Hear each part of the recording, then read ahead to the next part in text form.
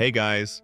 Tonight we are gently parting the silken curtains of the past and stepping into the intricate, often hidden world of ancient China. We're not here to witness grand battles or imperial decrees, but rather to explore a much more personal yet profoundly societal endeavor: the delicate, complex, and often rather curious art of arranging a marriage, and specifically the indispensable role of the ancient Chinese marriage matchmaker. Imagine yourself in a moonlit courtyard, perhaps during the Tang or Song dynasty, lanterns casting a soft glow on painted screens.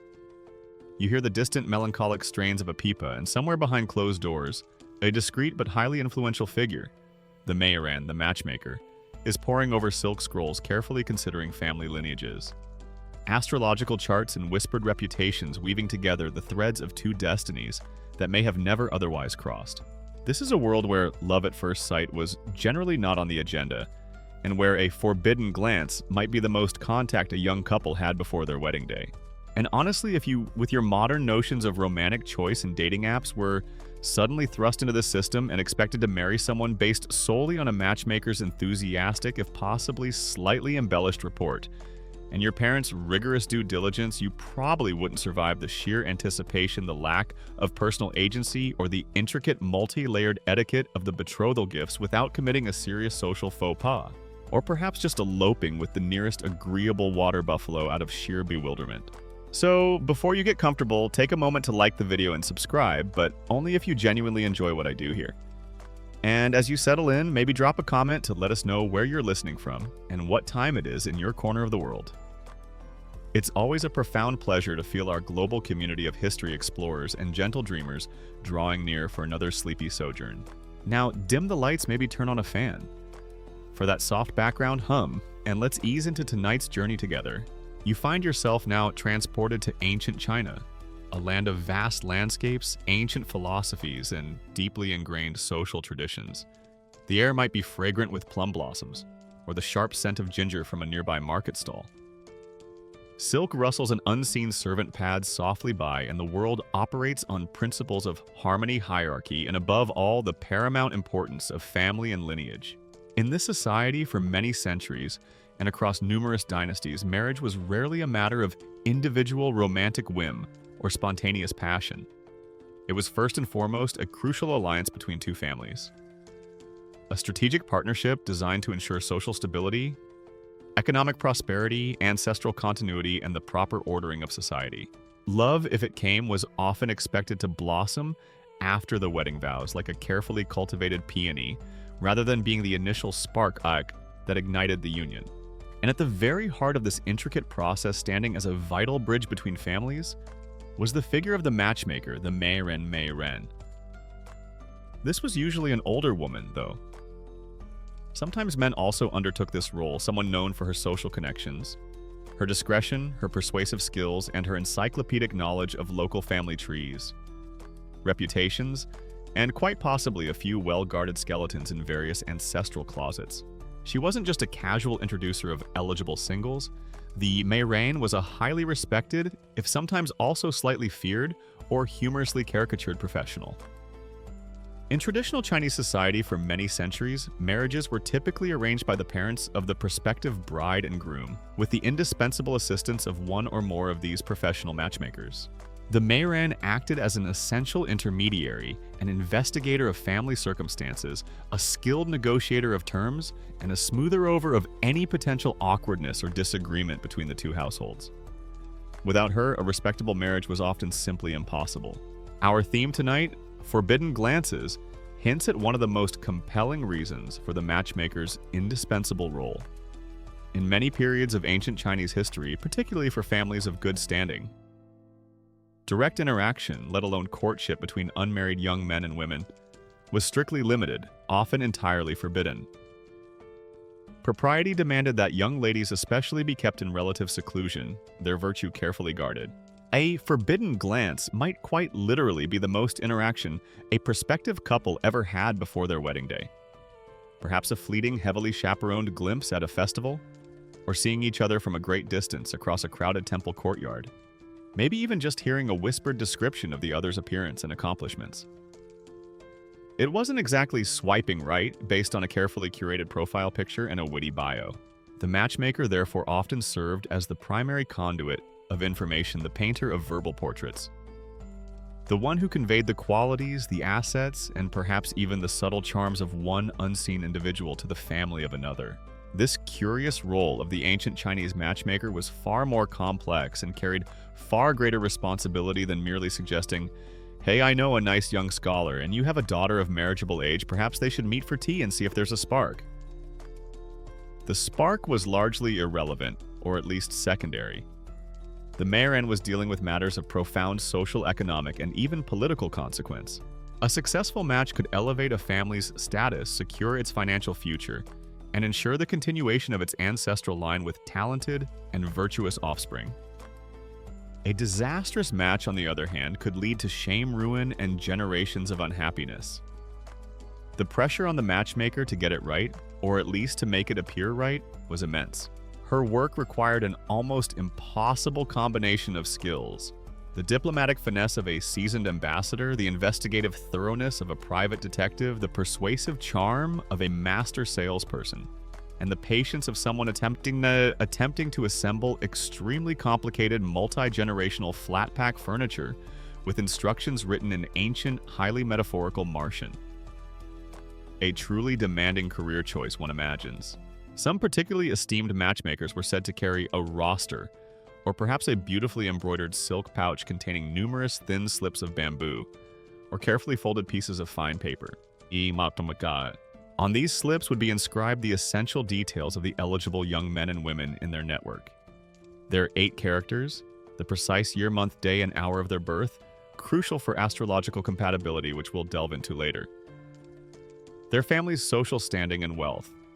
Any notable talents like calligraphy, music, or embroidery, and perhaps even a discreetly noted assessment of their temperament or physical appearance, often described in highly poetic, if not always strictly accurate terms. It was the ancient equivalent of a very exclusive, very analog, and highly confidential dating database. Woe betide the matchmaker who accidentally mixed up her bamboo slips and suggested a union between the fiercely scholarly daughter of a high court official and the charmingly rustic but entirely illiterate third son of a distant turnip farmer. That could lead to some very awkward tea ceremonies. Historians and sociologists still debate the precise degree of agency that young people, particularly young women, might have been able to covertly exercise in influencing matchmaking decisions in ancient China, despite the outwardly rigid and patriarchal system of parental and matchmaker control. Could subtle preferences, or indeed strong objections, ever be communicated through trusted intermediaries, or even through the matchmaker herself if she was particularly sympathetic or astute? Or were they largely passive pawns in a game played by their elders for dynastic or economic advantage? The reality, as with most things in history, was likely complex and varied, depending on the specific era, the social class, and the personalities involved. But what is clear is that the Meiren stood at the very heart of this intricate system, a figure of quiet power weaving together the destinies of individuals and the fortunes of families, all while navigating a world of strict social codes, unspoken expectations, and those ever-present, ever-tantalizing forbidden glances. Her work was essential for the very fabric of ancient Chinese society, ensuring its continuity, one carefully arranged, astrologically approved, and often entirely unseen union at a time. You are now gently enveloped in the hushed moonlit ambiance of ancient China, your imagination stirred by the image of the Meiren, the indispensable marriage matchmaker with her silk scrolls and her profound discreet influence over the destinies of families. You understand that she was a pivotal figure, a weaver of unions in a society where direct courtship was often a landscape of forbidden glances. But to truly appreciate the curious and absolutely vital role of this matchmaker, we need to delve a little deeper into the fundamental understanding of what marriage itself meant in traditional Chinese society for many, many centuries. Forget everything you've seen in modern romantic comedies or heartfelt dramas about love at first sight, whirlwind courtships, or marrying for passionate individual fulfillment. In ancient China, particularly for families of any standing marriage, was first and foremost a profoundly serious, meticulously planned, and deeply pragmatic affair driven by duty, not desire. Its primary aim was the continuation and prosperity of the family, not the romantic satisfaction of the two individuals involved. In traditional Chinese society, stretching from ancient times through much of its long imperial history, marriage was primarily viewed as a contractual alliance between two families, not merely a union of two hearts. The primary objectives were crystal clear and deeply ingrained. Firstly, and most importantly, the continuation of the patrilineal ancestral line, especially through the birth of sons who could carry on the family name, perform the essential rites of ancestor worship, and inherit the family property and responsibilities. Secondly, marriage was a crucial means of forming or strengthening alliances between families, thereby enhancing their collective social standing, their economic power, or even their political influence within the community or the state. And thirdly, a well-ordered marriage adhering to proper Confucian ideals of filial piety, respect for elders, and defined gender roles was seen as essential for maintaining social harmony and the overall stability of society itself.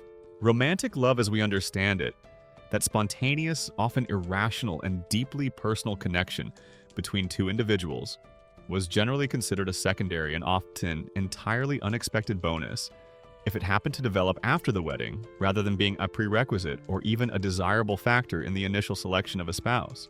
In fact, too much passionate, individualistic love before marriage could be seen as dangerously disruptive to the carefully laid plans and duties owed to one's family. Love a pragmatic ancient Chinese parent might gently explain to their child, perhaps with a matchmaker, nodding sagely beside them. Oh, that's a lovely feeling you might cultivate for your spouse after you've successfully produced 3 healthy sons to honor our ancestors and secured that very favorable trade agreement with their esteemed uncle who happens to be the Imperial Salt Commissioner. Priorities, you see, my dear. Duty first, then perhaps a mild, well-regulated affection, later if the horoscopes align and everyone behaves themselves.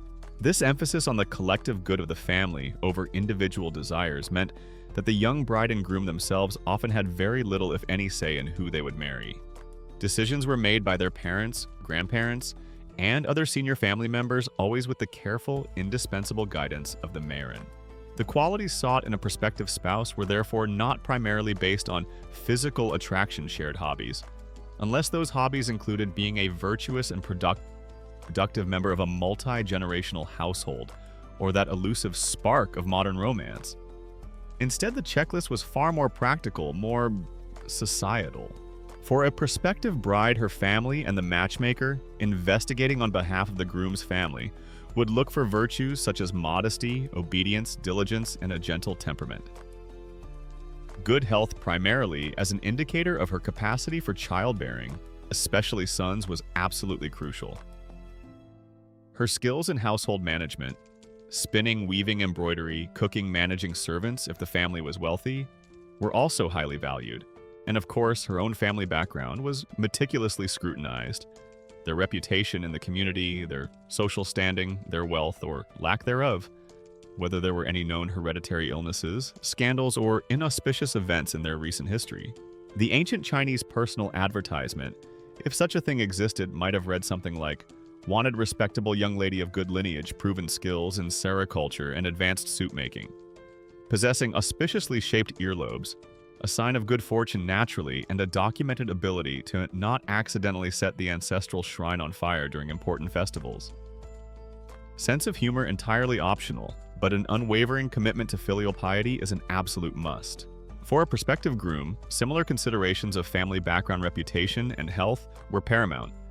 His education, his career prospects, if he was from a scholarly or official class, or his skills in farming, or a trade, if from a more common background, would be assessed. His character, was he responsible, respectful of elders, capable of providing for a family and honoring the ancestors, was also of key importance. While a handsome face or a charming demeanor might be noted by the matchmaker as a minor bonus, and he is not entirely unpleasant to look upon like a startled carp, which is always a plus, these were far down the list compared to the more solid practical virtues that promised a stable and productive union that would benefit both families. The very concept of forbidden glances, which so intrigues us, was a direct consequence of this societal structure. Since marriage was not about personal choice or romantic attraction, there was little need. And indeed, often strong social prohibition against young unmarried men and women interacting freely or forming their own attachments. Such interactions were seen as potentially leading to inappropriate liaisons, emotional entanglements that could disrupt carefully planned family alliances, or heaven forbid, a young person developing a preference that went against their parents' wiser, more strategic choices. Trust was therefore placed almost entirely in the hands of the parents and the Meiren to choose wisely based on these eminently practical, socially approved, and astrologically sanctioned criteria. The wedding night itself was often literally the first time the bride and groom would properly meet and see each other's faces clearly, without the obscuring veil or the presence of numerous chaperones. Sanemam. One might imagine a nervous young groom whispering to his equally apprehensive and heavily veiled bride on their wedding night, "You're the one my parents and a very persuasive lady with an excellent reputation and a detailed knowledge of our family's land deeds picked out for me. It's, a pleasure to finally make your acquaintance. Is that a birthmark on your chin or just a smudge of wedding cake?" These red silk lanterns don't offer the best lighting for detailed spousal analysis, do they? Awkward perhaps by our standards, but entirely traditional and expected in theirs. The extent to which genuine affection, or some degree of personal preference, however subtly expressed, or indirectly considered by a particularly understanding parent, or an unusually empathetic matchmaker, could occasionally play a role in the intricate process of these ancient Chinese arranged marriages, particularly perhaps within certain less rigidly controlled social classes, or during specific historical periods that might have allowed for slightly more individual flexibility. Versus the idealized societal norm of purely pragmatic family-driven alliances is a nuanced area that historians and sociologists continue to explore through careful readings of textual accounts, poetry, and surviving anecdotal evidence. But the overarching principle remained: marriage was a duty, an alliance, a sacred responsibility to the ancestors and to future generations, far more than it was a quest for individual romantic happiness.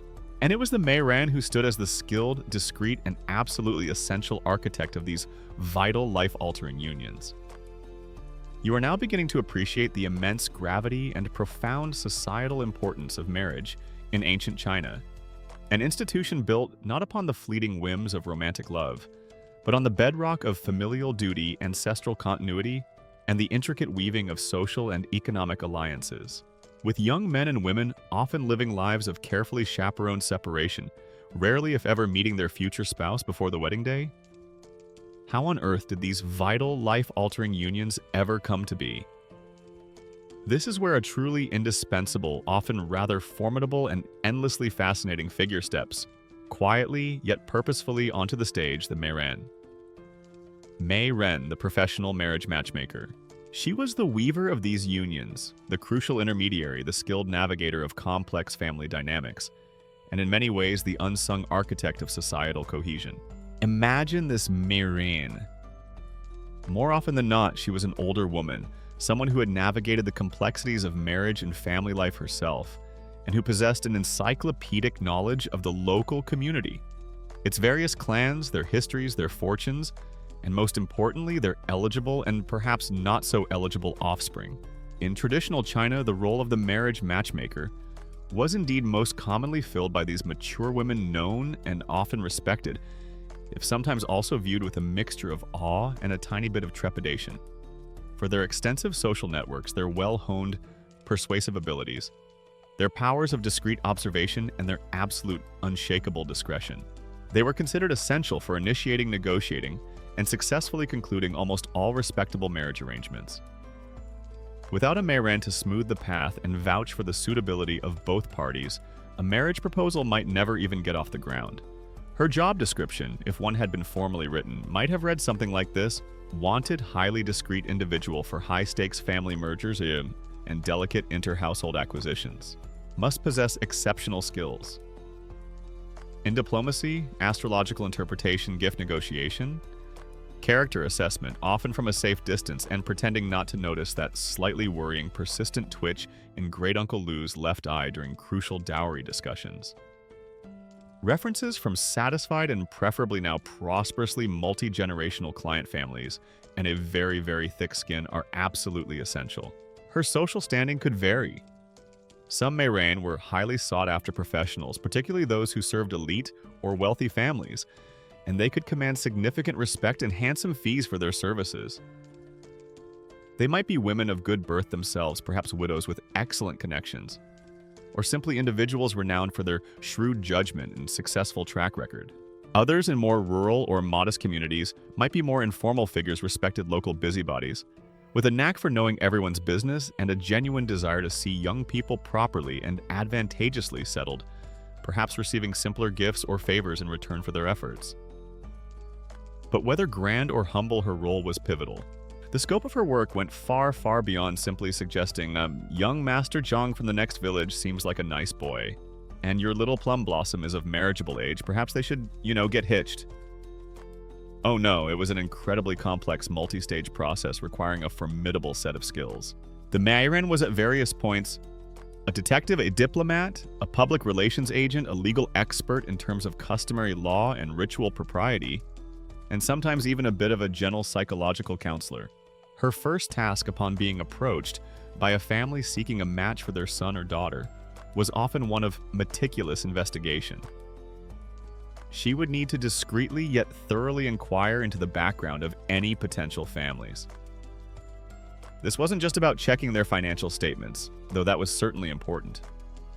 Do they have enough rice paddies to support another mouth?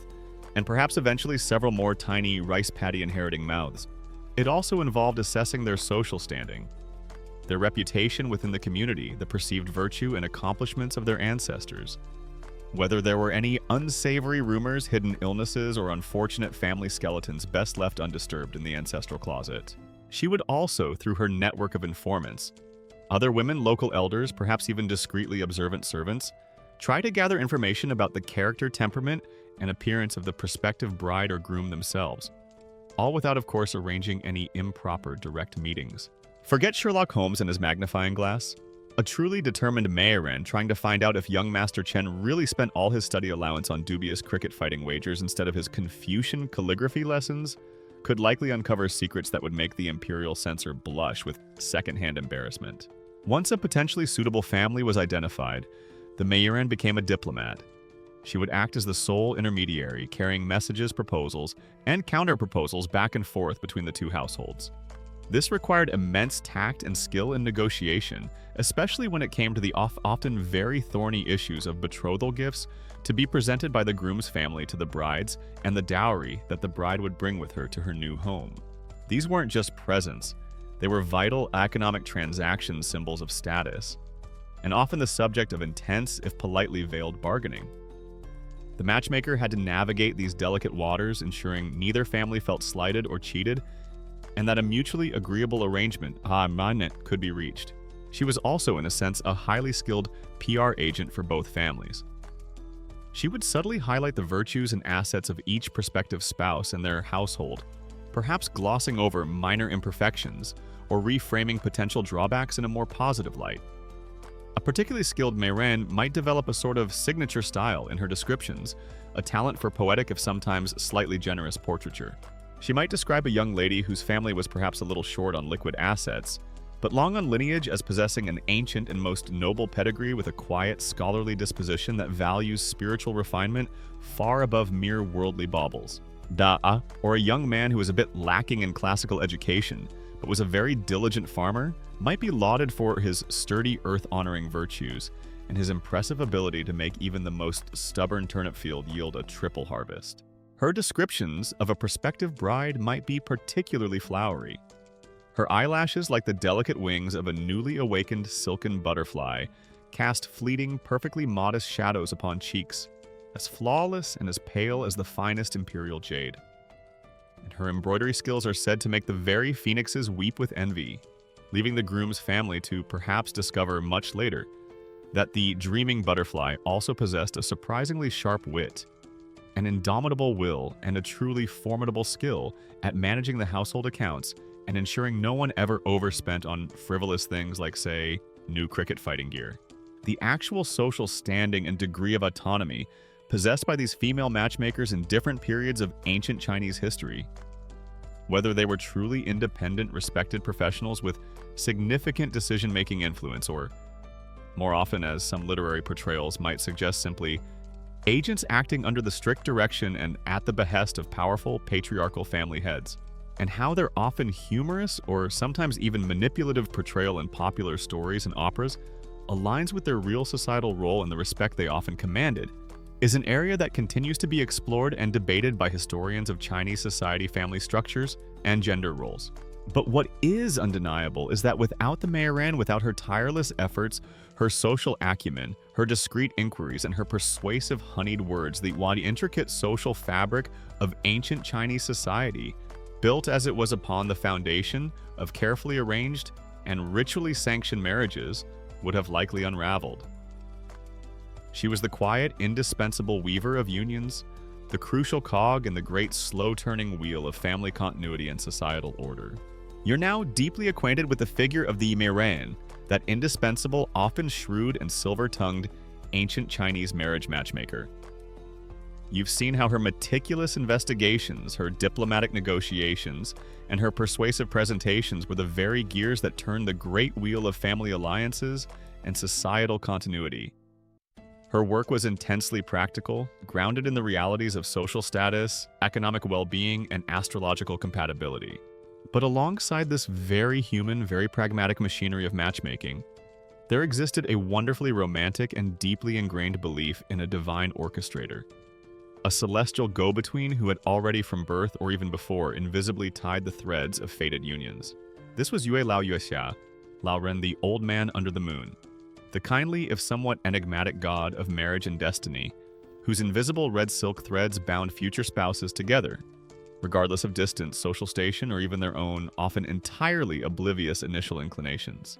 Imagine yourself on a clear, moonlit night in ancient China, perhaps gazing up at that serene silver disk that has inspired poets and lovers for millennia. For many ancient Chinese, that moon was not just a celestial body, it was the abode of this special deity, Yue Lao. He is a significant figure in Chinese mythology and folklore, particularly from the Tang Dynasty, 618 and 907 CE, onwards, though the beliefs he embodies likely have much older roots. Yue Lao is believed to preside over all marriages, and his most famous attribute is the invisible red silk thread of destiny that he uses to tie together the ankles. In some versions, it's the little finger of couples who are fated to be husband and wife. This thread, though unseen by mortal eyes, is considered unbreakable. No matter how far apart these two individuals might be, no matter what obstacles or social barriers might seem to separate them, no matter how many other unsuitable suitors or unsuitable potential brides might cross their paths, the red thread will eventually inexorably draw them together. It was basically the universe's ultimate, it's complicated but ultimately inevitable relationship status pre-Facebook, and definitely much harder to untangle or block. This belief in Yue Lao and his red thread added a profound layer of fatalism, romance, and divine sanction to the often very practical and seemingly unromantic process of arranged marriage. While the parents and the Meiran were busy with their earthly negotiations, comparing family backgrounds, assessing dowries, scrutinizing birth charts, there was this comforting, or perhaps sometimes slightly unsettling underlying belief that the ultimate outcome was already written in Yue Lao's great book of marriages, which he was often depicted carrying. If a match proposed by Mei Ren seemed particularly fitting and harmonious, it could be seen as her skillfully discovering or facilitating a union already decreed by the Old Man Under the Moon. This elevated her work beyond mere social engineering to a kind of sacred service aligning human endeavors with celestial design. The Meiran in this light probably saw herself as Yue Lao's very dedicated and highly essential earthly assistant. He does the divine pre-selection and the cosmic knot tying. She might muse, I handle the awkward introductory tea ceremonies, the delicate haggling over the number of silk bolts in the dowry, and ensuring Great Uncle Chen doesn't drink too much rice wine and insult the bride's family. Teamwork makes the dream work both celestial and terrestrial. Conversely, if a seemingly perfect match, one that looked excellent on paper, or rather on bamboo slips, repeatedly failed to materialize, or if a union was beset by unexpected difficulties, it might be attributed to the workings of Yue Lao's thread pointing elsewhere, or perhaps to a temporary tangle in its cosmic weave that needed a little more time or maybe a few more offerings at his shrine to sort itself out. This belief could offer comfort in the face of disappointment and it also reinforced the idea that true compatibility was ultimately a matter of destiny, not just human calculation. Yu Lao is typically depicted as a kindly, elderly man with a long white beard, often carrying, as mentioned, his large register or book that lists all future marriages and a sack or pouch filled with those all-important red silk threads. He might be seen sitting serenely under a cassia tree, a tree associated with the moon in Chinese folklore, poring over his matrimonial ledgers by the moon's gentle glow. You can almost imagine his celestial office, perhaps a quiet pavilion on the moon with scrolls and scrolls of faded names, and him carefully, methodically tying his little red threads, muttering to himself. Right young Master Lu of the Northern Prefecture and little Miss May of the Southern Village. Their horoscopes are a bit feisty, but the thread says, yes, this should be an interesting one. Next, imagine his divine inbox probably overflowing with hopeful prayers.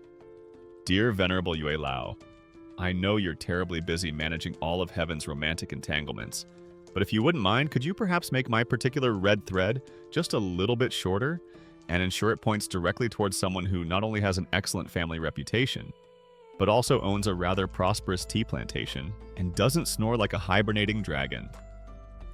Your humble servant, a hopeful and slightly materialistic maiden. One of the most famous and rather charmingly, if somewhat grimly illustrative stories about Yue Lao involves a young scholar named Wei Gu from the Tang Dynasty. Wei Gu, a skeptic when it came to the idea of predestined marriage, was traveling, and one night encountered an old man leaning against a sack by the roadside reading a large book by moonlight. This, of course, was Yue Lao. The old man explained that he was in charge of arranging all human marriages by tying couples together with his red thread. To prove his point, he told Wei Gu that his future wife was currently a 3-year-old peasant girl, the rather grubby daughter of an old blind woman who sold vegetables in a nearby market. Wei Gu, horrified at the thought of such an unsuitable match.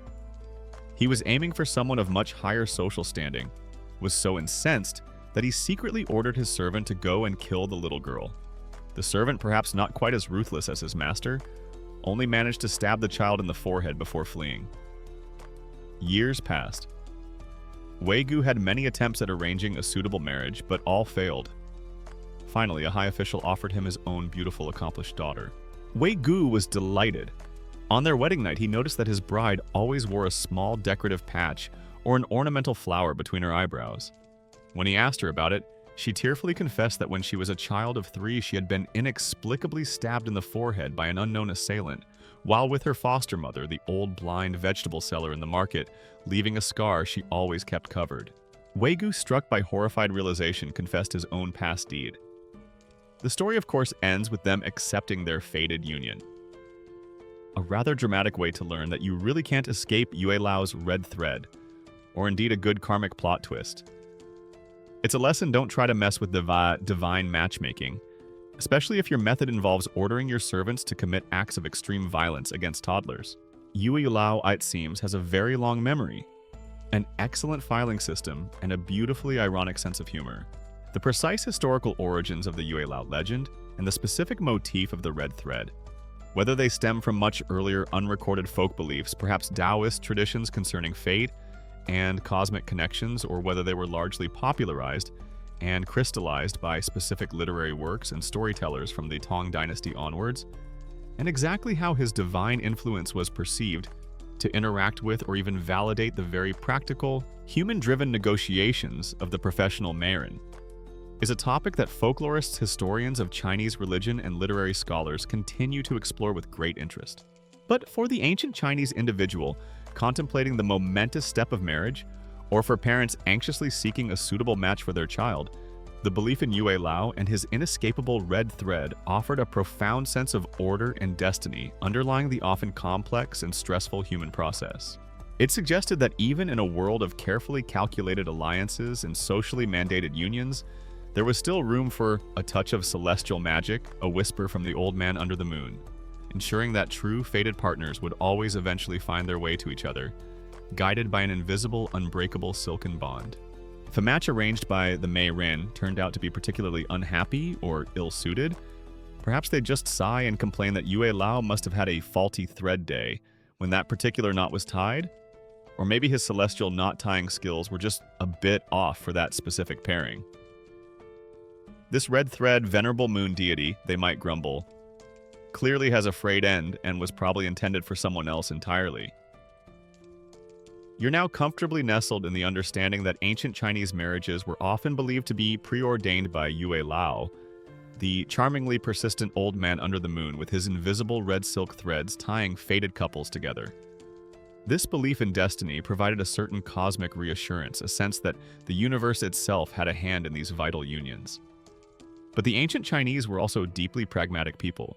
They didn't just sit back and wait for Yue Lao to send a divine text message with a picture of their child's perfect match. Oh no. While destiny might have laid the groundwork, it was the solemn duty and profound responsibility of the parents, particularly the head of the household, to actively seek out and secure a suitable spouse for their offspring.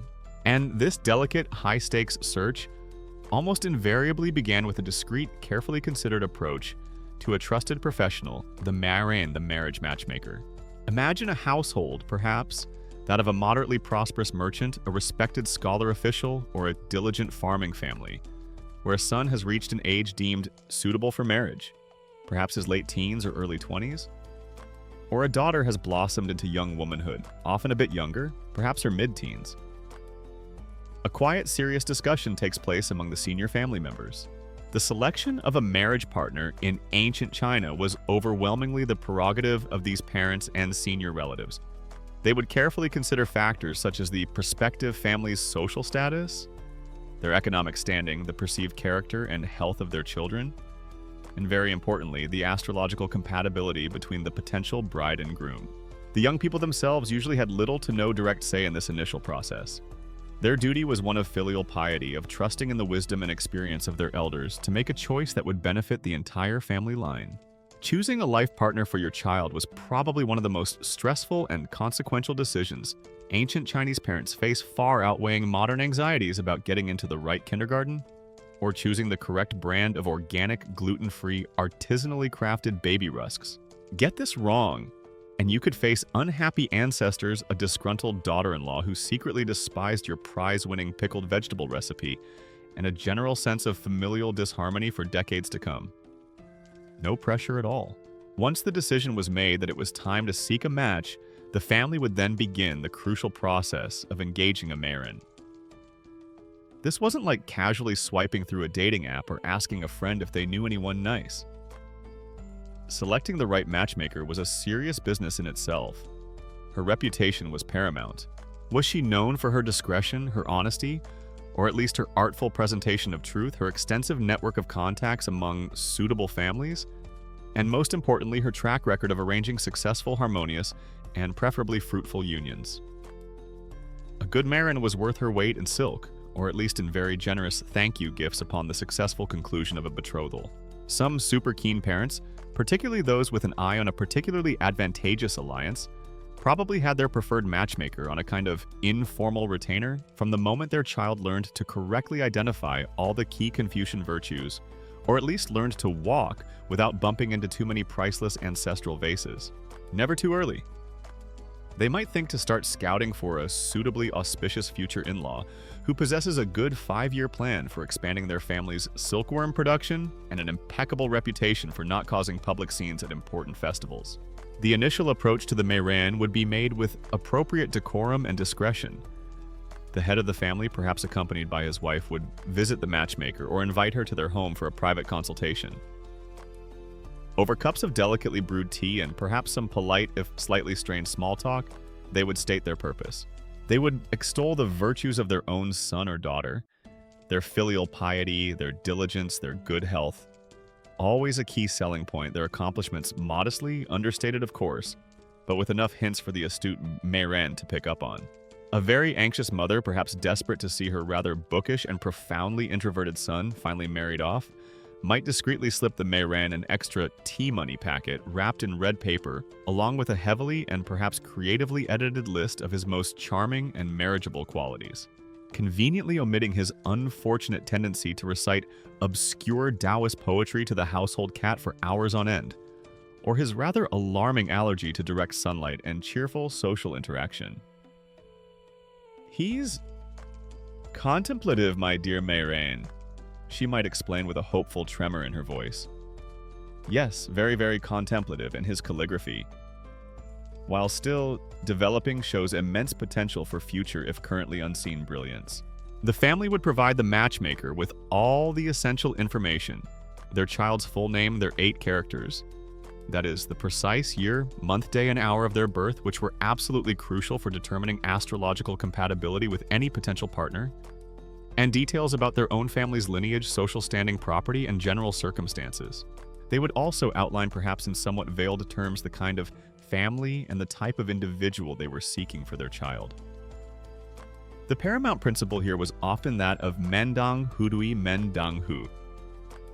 Dui, which literally translates to something like matching gates and door lintels, but essentially meant seeking a marriage between families of comparable social and economic status. This was considered vital for ensuring a stable and harmonious union, where neither side would feel unduly superior or inferior, and where expectations regarding lifestyle, dowry, and social obligations would be broadly aligned. Forget must-love dogs and long walks on the beach. Their primary wish list item was more along the lines of must have at least 3 generations of impeccable ancestral records, a healthy respect for all 1,742 points of ritual propriety, and preferably own a significant number of well-irrigated rice paddies that are not overly prone to locust infestations or surprise visits from disgruntled river spirits. The Marin listening intently, her mind already sifting through her vast mental and perhaps literal. Remember those silk scrolls or bamboo slips database of eligible candidates? Would absorb all this information with a practiced air of serene competence. She might ask a few discreet, probing questions, her eyes missing nothing. Some families, when advertising, very, very subtly. Of course, through the Mayorin's discreet inquiries that their daughter was of marriageable age and possessed all the necessary domestic virtues, might even subtly display a particularly fine piece of her intricate embroidery or a beautifully rendered calligraphy scroll in a part of the house where the matchmaker might happen to notice it during a visit. It was a delicate, unspoken way of showcasing the young lady's accomplishments and her suitability as a future wife and daughter-in-law without resorting to unseemly or direct boasting. The precise degree of influence exerted by mothers and other senior female relatives within the household in these crucial initial stages of selecting a matchmaker and perhaps even suggesting potential family alliances for their children versus the ultimate decision-making authority of the patriarchal family head. Usually the father or grandfather likely varied considerably depending on the specific family dynamics, the personalities, and influence of the women involved, and the overall socioeconomic standing and internal politics of the household. This remains a nuanced area that historians and sociologists continue to explore, often piecing together clues from literature, legal documents, and personal letters where they survive. Once the Mirain had all the necessary information and a clear understanding of the family's aspirations and perhaps their non-negotiables, her real work would begin. She would tap into her extensive network, consult her records, and start the delicate, often lengthy process of identifying potential matches, always keeping in mind that she was not just bringing 2 young people together, but 2 entire families, with all their histories, their hopes, and their very considerable expectations. The search for that perfect, or at least perfectly suitable pair had officially commenced. You're now comfortably settled with the understanding that for ancient Chinese families, initiating the search for a suitable spouse for their child was a momentous undertaking, a profound responsibility, often marked by quiet anxiety and fervent hope. They've selected a reputable Maaren. The matchmaker presented her with their child's all-important 8 characters for astrological reckoning, and discreetly outlined their aspirations for a harmonious and advantageous alliance. The belief in Yue Lao, the old man, under the moon and his faded red threads, might offer a comforting backdrop of destiny, but on a practical earthly level, the real work of finding that perfect pair now fell largely upon the shrewd shoulders and watchful eyes of the matchmaker herself. Her next crucial phase was one of meticulous and often incredibly subtle investigation. A delicate dance of whispers, observations, and discreet inquiries into family backgrounds and personal reputations. Imagine the Marin armed with her initial commission, now activating her extensive network of contacts. She was in many ways the ancient equivalent of a highly specialized private investigator, but one whose field was not crime but character compatibility and the often hidden currents of family fortune and repute. A bad match could not only bring unhappiness to the individuals involved, though that was often a secondary concern as we've discussed, but could also damage the standing of both families and crucially reflect very poorly on the matchmaker's own professional reputation and future prospects. So, accuracy and thoroughness in her information gathering were paramount. There were no convenient online background check services or social media profiles to scroll through in ancient China. Her intelligence had to be gathered through far more traditional and often far more nuanced human channels. She was the original social networker, but her status updates were highly confidential multi-generational reports on your family's eligibility and a discreet assessment of whether your slightly eccentric third cousin, twice removed, actually did have a concerningly large collection of unusually vocal fighting crickets. Her sources of information would be many and varied. Other matchmakers with whom she might have a reciprocal relationship of shared and carefully vetted information could provide leads or warnings about certain families. Local elders, respected figures within the community who possessed long memories and a deep understanding of neighborhood dynamics would be invaluable. Servants within various households, a talkative amma, a discreet kitchen helper, a loyal gatekeeper, could often provide surprisingly candid insights into the true character and daily habits of a family and its members, details that might not be apparent in more public interactions. Shopkeepers, tea house proprietors, even temple attendants who observed families at worship, all could be potential, if sometimes unwitting, contributors to the matchmaker's growing dossier on a prospective household. It was all about piecing together a mosaic of impressions, sifting through whispers, and observing those tiny telltale signs that spoke volumes about a family's true nature. Forget Sherlock Holmes and his deductions from a speck of mud. A truly determined Mei Ren trying to find out if young Master Chen really spent all his study allowance on those aforementioned dubious cricket fighting wagers instead of his Confucian calligraphy lessons could likely uncover secrets that would make the imperial censor himself blush with secondhand embarrassment. What exactly was she looking for during these discreet investigations? These sessions of keen listening and watchful eyes?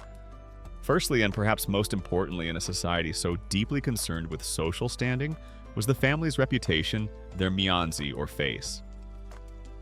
Any hint of scandal, past or present, a disreputable business dealing a history of broken betrothals, a relative who had brought shame upon the family, rumors of immoral behavior, or even just a general lack of perceived virtue or propriety, could be a serious impediment, a glaring red flag. In ancient China, your family's reputation was often more valuable than a lifetime supply of perfectly steamed, auspiciously shaped dumplings, and considerably much harder to repair if it unfortunately acquired a significant stain or a rather large unsightly tear. Financial stability was of course another key area of inquiry. It wasn't just about current wealth, but about how that wealth was managed. Was the family known for its frugality and good stewardship of its resources? Or were they prone to extravagance, ostentatious display, and perhaps hidden debts that could bring ruin upon a future son-in-law? Or place an undue burden on a new daughter-in-law? The Meiren would be listening for whispers of unpaid creditors or lands that were perhaps not as productive as they were claimed to be. Health and heredity were also critical considerations. She would discreetly inquire about the general health and longevity within the family line, looking for any indications of hereditary illnesses or weak constitutions that might affect the health of future offspring or the stability of the household. This was particularly important when assessing a prospective bride, as her primary duty would be to produce healthy heirs, especially sons, to continue the groom's lineage. And then there was the character and temperament of the prospective bride or groom themselves. For a young woman, the matchmaker would be seeking evidence of virtue, chastity, modesty, obedience, diligence in domestic skills, weaving embroidery, household management, a gentle and compliant nature, and a respectful attitude towards elders. For a young man, qualities such as filial piety, respect for authority, diligence in his studies or trade honesty, and a responsible demeanor were highly valued. This kind of deeply personal information was often the hardest to ascertain accurately, relying on the testimony of neighbors, former teachers, family friends, or even in some cases very subtle indirect observations if an opportunity arose. A particularly skilled and well-connected Miren might even have a trusted female associate, perhaps disguised as a traveling peddler of silks, or a distant, rarely seen relative paying a courtesy call to visit a target household, ostensibly there to sell her wares or exchange polite seasonal greetings, This associate would actually be on a covert mission of observation, taking careful note of the family dynamics, the general atmosphere of the household, the level of cleanliness and order, and if extremely lucky, catching a fleeting, accidental glimpse of the prospective bride or groom in their natural, everyday habitat. The art of sifting rumor from reliable fact, of discerning malicious gossip from genuine concerns, was where a truly exceptional matchmaker shone. She had to be an astute judge of human nature, capable of reading between the lines of what people said and what they pointedly left unsaid. Her experience, her intuition, and her ability to cross-reference information from multiple independent sources were vital.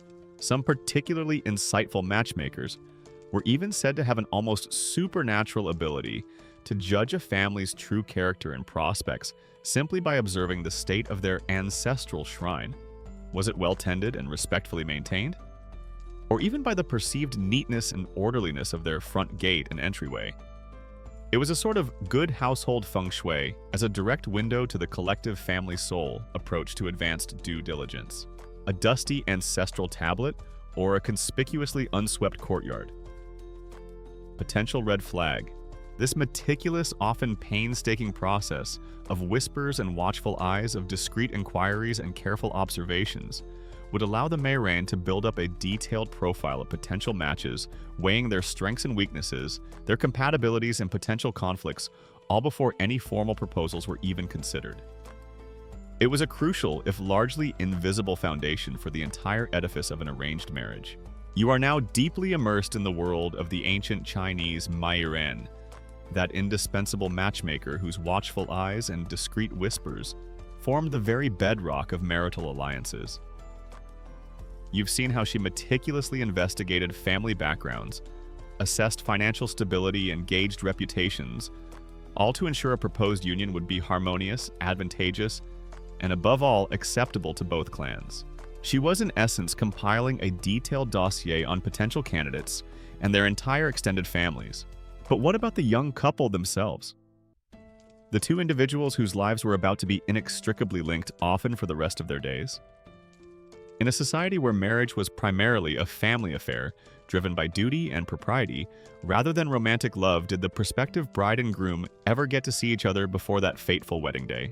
This brings us to the tantalizing and often rather strictly controlled concept of forbidden glances and fleeting, carefully orchestrated views. For the most part, especially among respectable families, of the gentry or scholarly classes in many periods of ancient Chinese history, direct, unchaperoned, premarital contact between a young man and a young woman from different families was simply out of the question.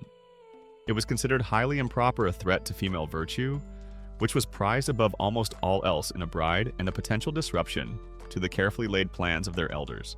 The ideal, particularly for a young lady, was one of modest seclusion, her interactions with the outside world carefully managed by her family. Love matches born from spontaneous attraction and personal choice, while perhaps the stuff of romantic poetry or popular opera were generally not the foundation upon which respectable marriages were built. Trust was placed in the wisdom of parents and the discretion of the Meiran to make a suitable choice based on more tangible and socially approved criteria. In traditional Chinese arranged marriages, particularly among elite families, any viewing of a prospective spouse was typically a very brief, highly chaperoned, and often one-sided observation carefully engineered by the families or the matchmaker, rather than a mutual interactive getting-to-know-you session. So when we talk about forbidden glances, we are often referring to situations of extreme rarity, immense risk, or carefully controlled, almost theatrical staging. The forbidden aspect itself highlights how unusual and against the prevailing social norms such a direct look might be. A truly forbidden glance might be one stolen by a young man who contrives to see a famed local beauty from a distance at a temple festival, or a young woman who peeks through a crack in a screen or from an upper window, as a potential suitor's family visits her home for preliminary discussions with her parents, though the suitor himself would likely not be present at this very early stage. These were the stuff of romantic tales fraught with the danger of discovery and social disapproval. A glimpse of a, if it occurred in a more sanctioned way, might be defined as something like seeing a vaguely human-shaped silhouette of approximately the correct height and apparent gender from a distance of about 50 paces through a light to moderate pea-soup fog on a busy festival day. While both parties were, of course, heavily veiled and surrounded by at least 3 generations of very alert chaperones. Thrilling stuff by the rigorous standards of 10th century or indeed many other centuries' propriety. More realistically, if any kind of pre-betrothal viewing was arranged, it was usually indirect and incredibly discreet. For instance, the matchmaker, having identified a promising candidate, might subtly arrange for the groom's mother or other senior female relatives to accidentally encounter the prospective bride in a controlled public setting. Perhaps the young lady and her mother would be taking a carefully chaperoned stroll in a well-known garden, or visiting a particular temple at a prearranged time. The groom's female relatives, accompanied by the Meiran, would then also happen to be there. No direct interaction would occur between the two families. The groom's mother might simply observe the young lady from a distance, her posture, her gait, her general demeanor, how modestly she carried herself. Was she graceful? Did she seem healthy? Did she interact respectfully with her own attendants? These fleeting impressions would then be reported back. The young lady herself might be entirely unaware that she was being inspected as a potential daughter-in-law. It was less a meet and greet and more a very subtle one-way audition for a lifelong role performed without the candidate even knowing the casting call had gone out. In some cases, particularly if the families were already somewhat acquainted or lived in close proximity, a more direct though still highly formal and chaperoned opportunity might be engineered. Perhaps during a visit between the two mothers, the prospective bride might be briefly brought into the room to serve tea to the guests. This would allow the visiting mother and the ever-observant Meiran a closer if still very brief look at the young lady's appearance, her composure and her skill in performing this essential domestic courtesy. The girl would be expected to be demure, to keep her eyes downcast, to speak only if spoken to, and to move with grace and modesty. It was a nerve-wracking performance where a dropped teacup or a moment of perceived forwardness could potentially scuttle the entire match. The prospective groom, of course, would be nowhere in sight during such an encounter.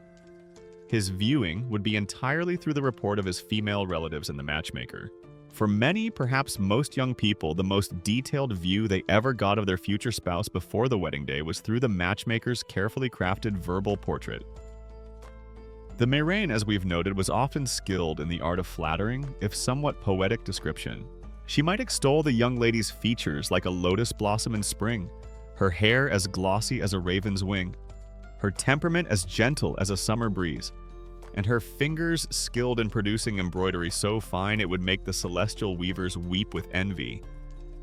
For the young man, she might praise his bearing as straight as a pine tree, his intellect as sharp as a scholar's finest brush, and his filial piety as profound as the deepest roots of the ancestral mountain.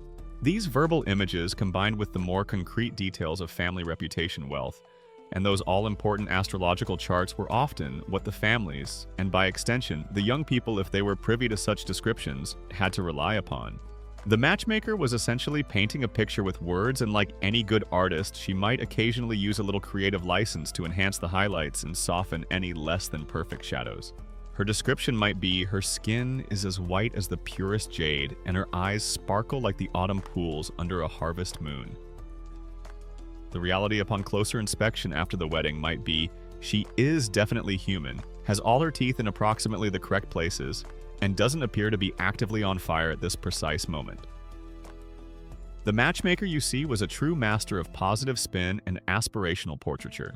The actual frequency and genuine impact of these so-called forbidden glances, or subtly engineered premarital viewings in ancient Chinese matchmaking, and how much they truly influence the outcome of negotiations, versus being more of a minor, almost token concession to human curiosity, within a system that was overwhelmingly dictated by familial, social, economic, and astrological considerations, is a topic for which concrete, verifiable evidence is often quite scarce and therefore remains subject to ongoing debate and careful interpretation by social historians.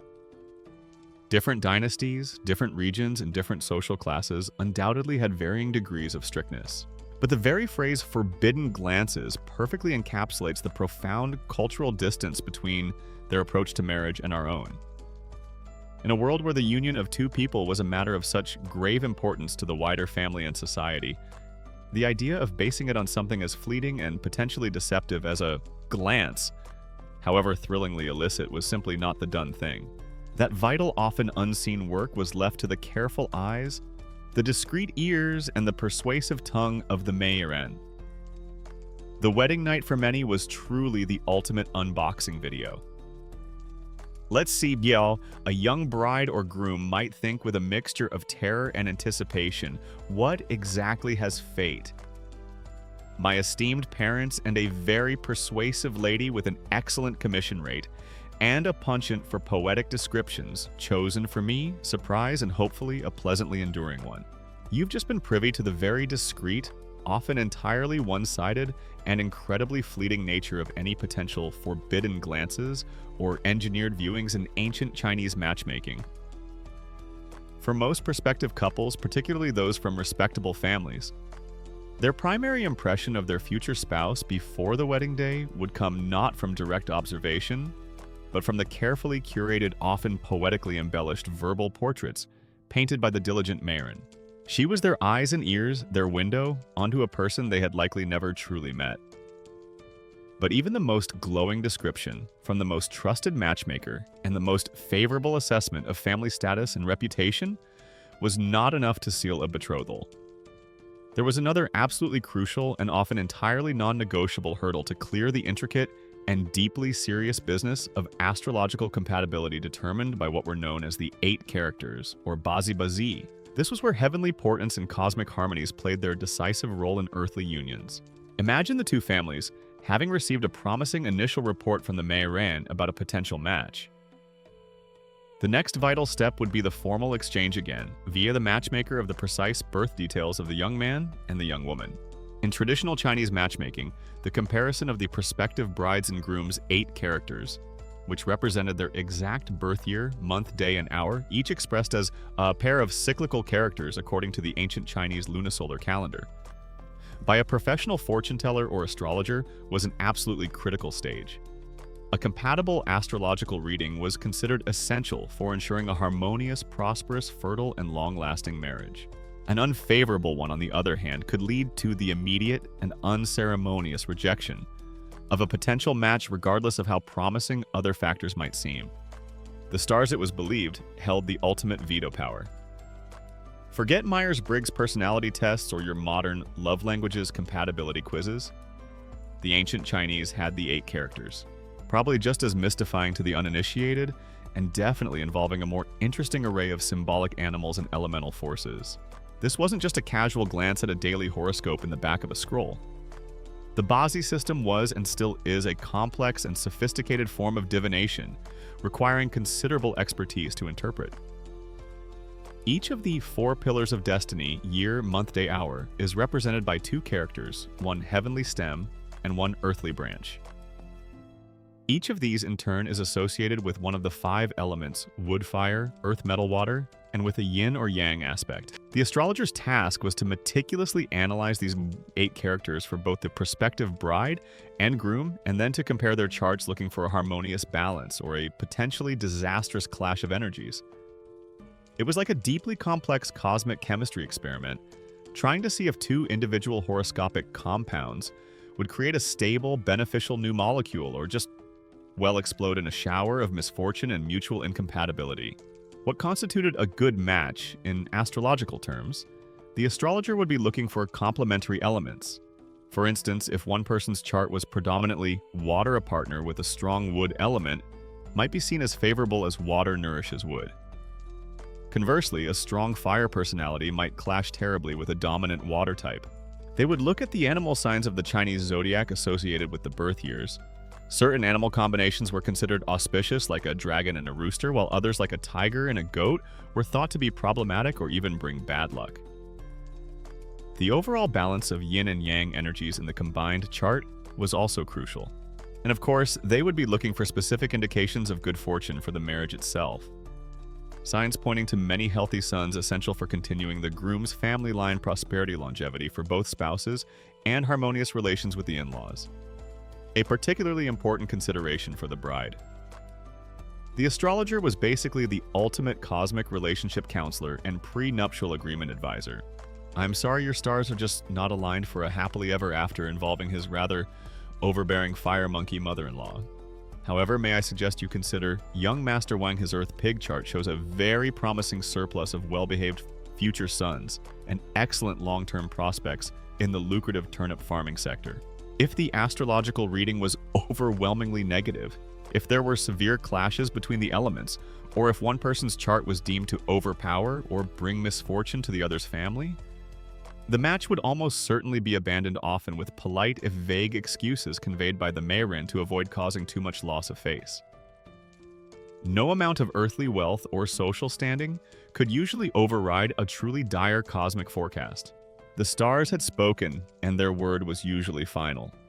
If Yue Lao, the old man, under the moon, had indeed tied the red thread between these two, but their 8 characters clashed as violently as a startled badger in a porcelain shop, that must have led to some very interesting and rather urgent celestial staff meetings. Right. Whose idea was this particular fated pairing? Their elemental energies are going to trigger a small cosmic war, and possibly cause a regional shortage of auspiciously shaped wedding cakes, if we're not extremely careful. Now, there's a quirky little tidbit that if an astrological reading revealed only a minor incompatibility or a potentially clashing element between the couple's 8 characters, but both families were otherwise very, very keen on the match. Perhaps the dowry was exceptionally generous, or the social alliance too good to pass up. Sometimes specific rituals or remedies could be prescribed by the fortune teller to try and mitigate the bad luck or harmonize the energies. This might involve choosing a particularly, almost surgically auspicious date and time for the wedding ceremony, one that counteracted the negative influences.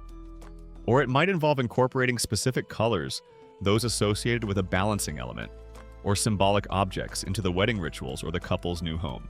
In some more folk traditions, there were even highly elaborate, if somewhat eyebrow-raising methods, like symbolically adopting the bride or groom into a different family line on paper, just before the wedding, purely to alter their perceived elemental balance for the purpose of the match. It was like trying to find a divine loophole in your cosmic pre-nuptial contract, a way to gently nudge fate in a more favorable direction with a bit of ritualistic fine print. Imagine the astrologer, after much head-scratching and consulting his ancient charts, finally declaring, yes, his year is indeed the fiery rooster, and hers is unfortunately the watery rabbit. This could, as you rightly fear, lead to a rather damp and perpetually argumentative poultry situation for the next 50 years. However, if they specifically marry on the 3rd Tuesday of the 5th lunar month during a light, auspiciously scented drizzle while both facing precisely southeast and wearing something prominently green, and if they absolutely under no circumstances serve chicken at the wedding banquet or keep any pet rabbits for the first 7 years, then they might just have a fighting chance at moderate marital contentment. That'll be 3 taels of silver for the consultation, please. The details you see mattered immensely. The degree of flexibility or genuine negotiation involved in interpreting these 8 characters in ancient Chinese matchmaking, and how often significantly unfavorable astrological readings were truly accepted as absolute deal breakers, versus being subtly reinterpreted by a skilled and perhaps well-incentivized astrologer, or remedied through these elaborate ritual interventions, or even in very rare cases of powerful political or overwhelming economic incentives for an alliance, but occasionally overridden by sheer familial determination. Especially among the most elite and powerful families, is an area where historical records often provide varying perspectives and thus remains a subject of ongoing scholarly discussion and nuanced interpretation. But for the most part, the verdict of the 8 characters was awaited with bated breath. It was a moment of profound cosmic significance, a time when the unseen forces of destiny were believed to reveal their intentions for the 2 families and the 2 young lives hanging in the balance. Only when the stars, through the complex calculations of the astrologer, gave their silent character-based assent, could the matchmaker proceed with the next delicate steps in weaving together a new union. The fate of the marriage, it was believed, was quite literally written in the stars, or at least very cleverly interpreted from them. You've just navigated the rather intense and cosmically significant process of having your 8 characters, those vital markers of your birth year, month, day, and hour, meticulously compared with those of a potential, though still largely unseen future spouse. The astrologer, after much squinting at charts and perhaps a bit of dramatic incense wafting, has thankfully for this particular imagined scenario declared the match to be auspicious. The stars are aligned, the elemental forces are in harmonious agreement, and even old Yue Lao the man under the moon is presumably giving a celestial nod of approval from his lunar pavilion. A collective sigh of relief ripples through both families, and probably through the increasingly stressed Mi Ren, the matchmaker who has been holding her breath. But the journey to the wedding day is still far from over. Now that the cosmic compatibility has been established, the equally crucial and often far more fraught earthly negotiations must begin the delicate, intricate, and highly symbolic dance of exchanging betrothal gifts and determining the dowry. This is where the matchmaker truly earned her fee, her reputation, and possibly a few extra gray hairs. In traditional Chinese society, the exchange of gifts between the two families was not merely a charming custom or a token of goodwill. It was an absolutely essential, legally binding, and deeply symbolic part of the betrothal process. These weren't just wedding presents you picked up from a gift registry or hastily bought on your way to the ceremony. The formal betrothal process involved the groom's family presenting a carefully chosen and often quite substantial series of gifts known as the Pinli or Guodali to the bride's family. The nature and value of these gifts were meticulously negotiated by the matchmaker, and they served multiple purposes to demonstrate the sincerity of the groom's family's proposal, to showcase their wealth and social standing, to compensate the bride's family for raising her, and for her eventual departure from her natal home, and to formally seal the marriage agreement. It was a bit like a very elaborate, very serious, and often quite expensive deposit on a lifelong contract with added symbolic poultry. Imagine the scene. The Mayorin, having received the astrologer's favorable report, now shuttles back and forth between the two households, a veritable whirlwind of discreet diplomacy and keen negotiation. She would first convey the groom's family's formal offer of betrothal gifts. The list of potential items was long and varied depending on the wealth and status of the families involved, as well as local customs. Common and highly symbolic gifts included bolts of fine silk, a major form of currency and a symbol of luxury, fragrant tea representing respect and tradition, jars of good wine for celebration and libations, and live animals. A pair of live geese was a particularly popular and significant betrothal gift, as geese were believed to mate for life, and thus symbolized fidelity and a harmonious union. Sometimes these geese destined for the bride's family were paraded through the streets in ornate wicker cages, their loud, rather indignant honking serving as a very public and slightly chaotic announcement of the impending happy one-hoped union. It was like a feathered, somewhat aggressive mobile wedding announcement with a built-in alarm system that you couldn't easily ignore. Other gifts might include auspicious foods like sweet cakes, symbolizing a sweet life together, dried fruits and specific nuts or seeds whose names sounded like words for many sons or good fortune.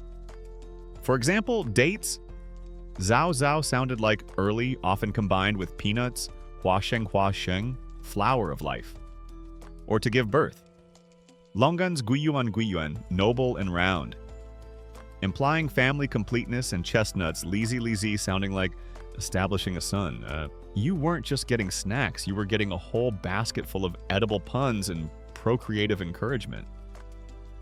Yes, these dates are absolutely delicious, the bride's mother might remark to a visitor. But more importantly, their very name is a potent wish for the swift arrival of a grandson. Do have another, it's practically a sacred duty. For wealthier or more elite families, the betrothal gifts could be truly extravagant. Exquisite jewelry of gold and jade for the bride, fine clothing, ornate furniture for her future home, sometimes even deeds to land or a retinue of servants. The number 8 was often considered lucky, so gifts might come in sets of 8. The matchmaker's job was to ensure that the gifts offered were appropriate to the status of both families, neither so meager as to cause offense, nor so ostentatious as to seem like an attempt to buy the bride or embarrass the receiving family if they couldn't reciprocate in kind with the dowry. It was a delicate balancing act. You can imagine the matchmaker sighing internally during some of these negotiations. Her esteemed uncle's third cousin, twice removed, only offered a paltry 12 bolts of perfectly acceptable, if not entirely top-tier silk for his daughter's hand, you say? Well, my client's daughter, as you can plainly see from this heavily embellished portrait, possesses eyelashes like the wings of a celestial phoenix, and her auspiciously shaped earlobes alone are clearly worth at least 15 bolts of the finest imperial brocade, plus a matched pair of geese that have been specially trained not to honk too aggressively before the third watch of the morning. We must maintain standards after all. The matchmaker probably aged about 5 years and developed an impressive poker face during the gift negotiation phase for a particularly high status or contentious wedding. Once the betrothal gifts from the groom's family were accepted attention, then turned to the dowry, or jiazhuang, which the bride's family would provide to accompany her into her new marital home. This was also a matter of considerable importance and often detailed negotiation, again mediated by the ever-patient Myron. The dowry was intended at least in principle for the bride's use and could sometimes provide her with a degree of financial security, personal status, or influence within her new family. It consisted of items like her personal clothing, often including many new beautifully embroidered garments, bedding furniture such as lacquered chests and cabinets, jewelry, cosmetics, sometimes cash, agricultural land, or even her own personal servants who would accompany her. The dowry was a public statement of her natal family's wealth, their affection for their daughter, and their desire to see her well established and respected in her new life. A meager dowry could reflect poorly on the bride's family and potentially lead to her being looked down upon by her new in-laws. The precise economic function versus the purely symbolic and ritualistic importance of these betrothal gifts and dowries in different periods and social strata of ancient China, and the extent to which the dowry truly remained the bride's personal, inviolable property and a source of her own leverage and security within her marital home, rather than being gradually absorbed into the husband's family's general assets, is a complex and often debated issue among historians analyzing legal codes, surviving family records, household inventories, and literary sources. But what is undeniable is that the successful negotiation of these delicate deals, these intricate exchanges of material goods and symbolic wealth, was an absolutely indispensable step in the ancient Chinese marriage process. The Mayorane, with her honeyed words, her keen eye for value and for potential family drama, and her seemingly inexhaustible patience, was the skilled weaver who brought these two sides together, ensuring that both families felt honored, respected, and that the material foundations for a new, prosperous, and hopefully fruitful union were firmly and auspiciously laid.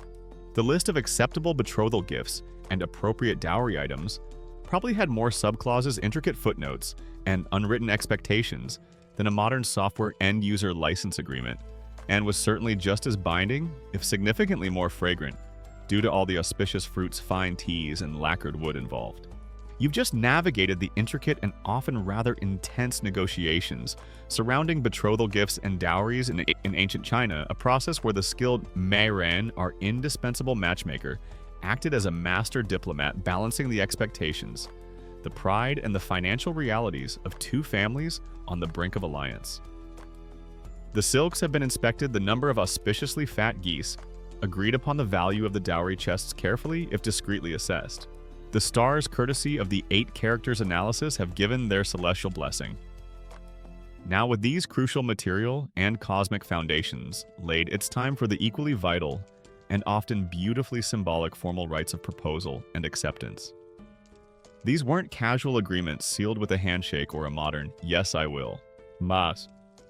These were carefully choreographed steps steeped in ancient tradition and ritual propriety, Li, all designed to publicly affirm the betrothal honor both families and ensure the union began under the most auspicious and harmonious circumstances imaginable.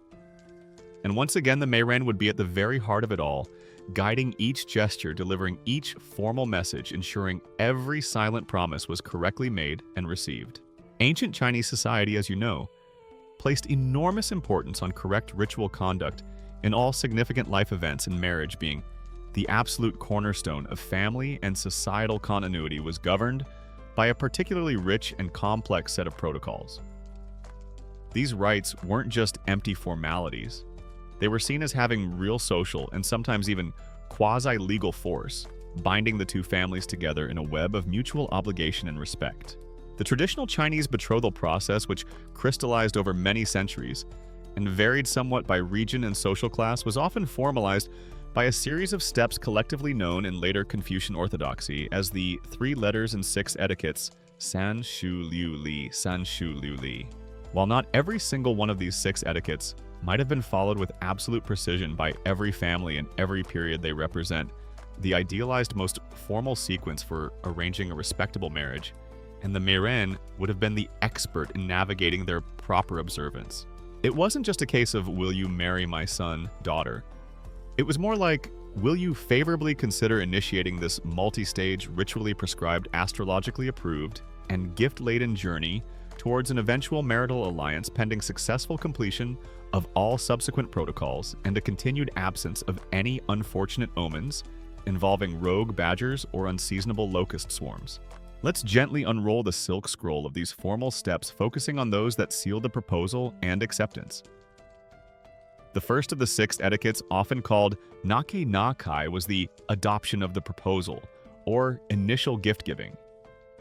Once the Meiren had identified a suitable family and perhaps received some positive initial feedback in those all-important 8 characters, the groom's family would formally dispatch her to the bride's family with a carefully chosen initial gift. This was often a live wild goose, a powerful symbol of fidelity, as geese were believed to mate for life and fly in harmonious formation. The matchmaker, acting as the groom's family's representative, would present this gift with appropriate humility and finely phrased words formally requesting the hand of the young lady.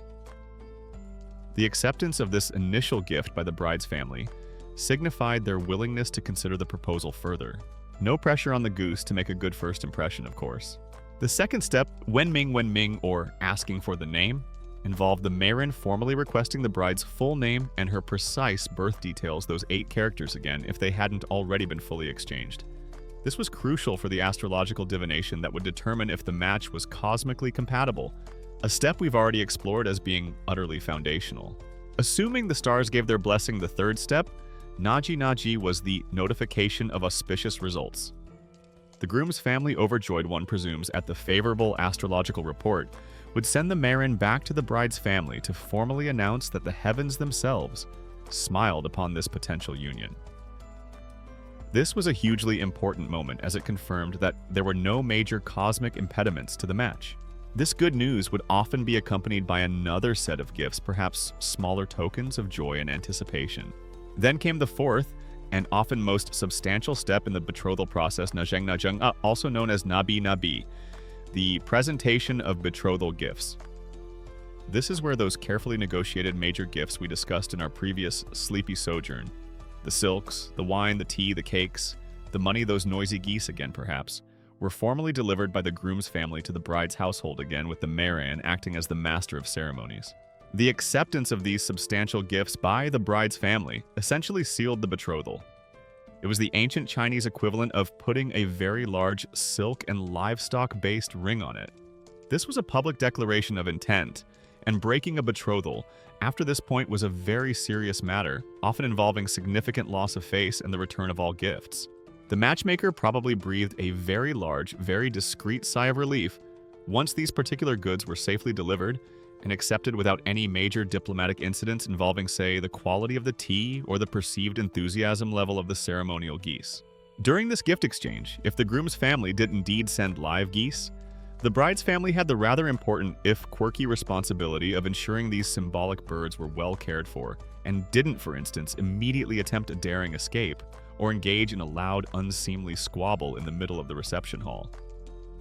Such an occurrence might be interpreted as a slightly inauspicious omen for the future harmony of the impending marriage. One can imagine the bride's youngest, most agile brother being given the solemn and rather stressful ceremonial duty of Chief Goose Appeasement Officer and Avian Escape Prevention Specialist for the duration of the gift presentation. The fifth step, Qingqi, or requesting the wedding date, involved the groom's family, once again, through the tireless Meiren, sending a request to the bride's family to choose an auspicious date for the wedding ceremony. This date would not be picked at random. It would be carefully selected by a fortune teller or astrologer, taking into account the couple's 8 characters, the almanac, and various other omens, importance to ensure the day itself was blessed with good fortune.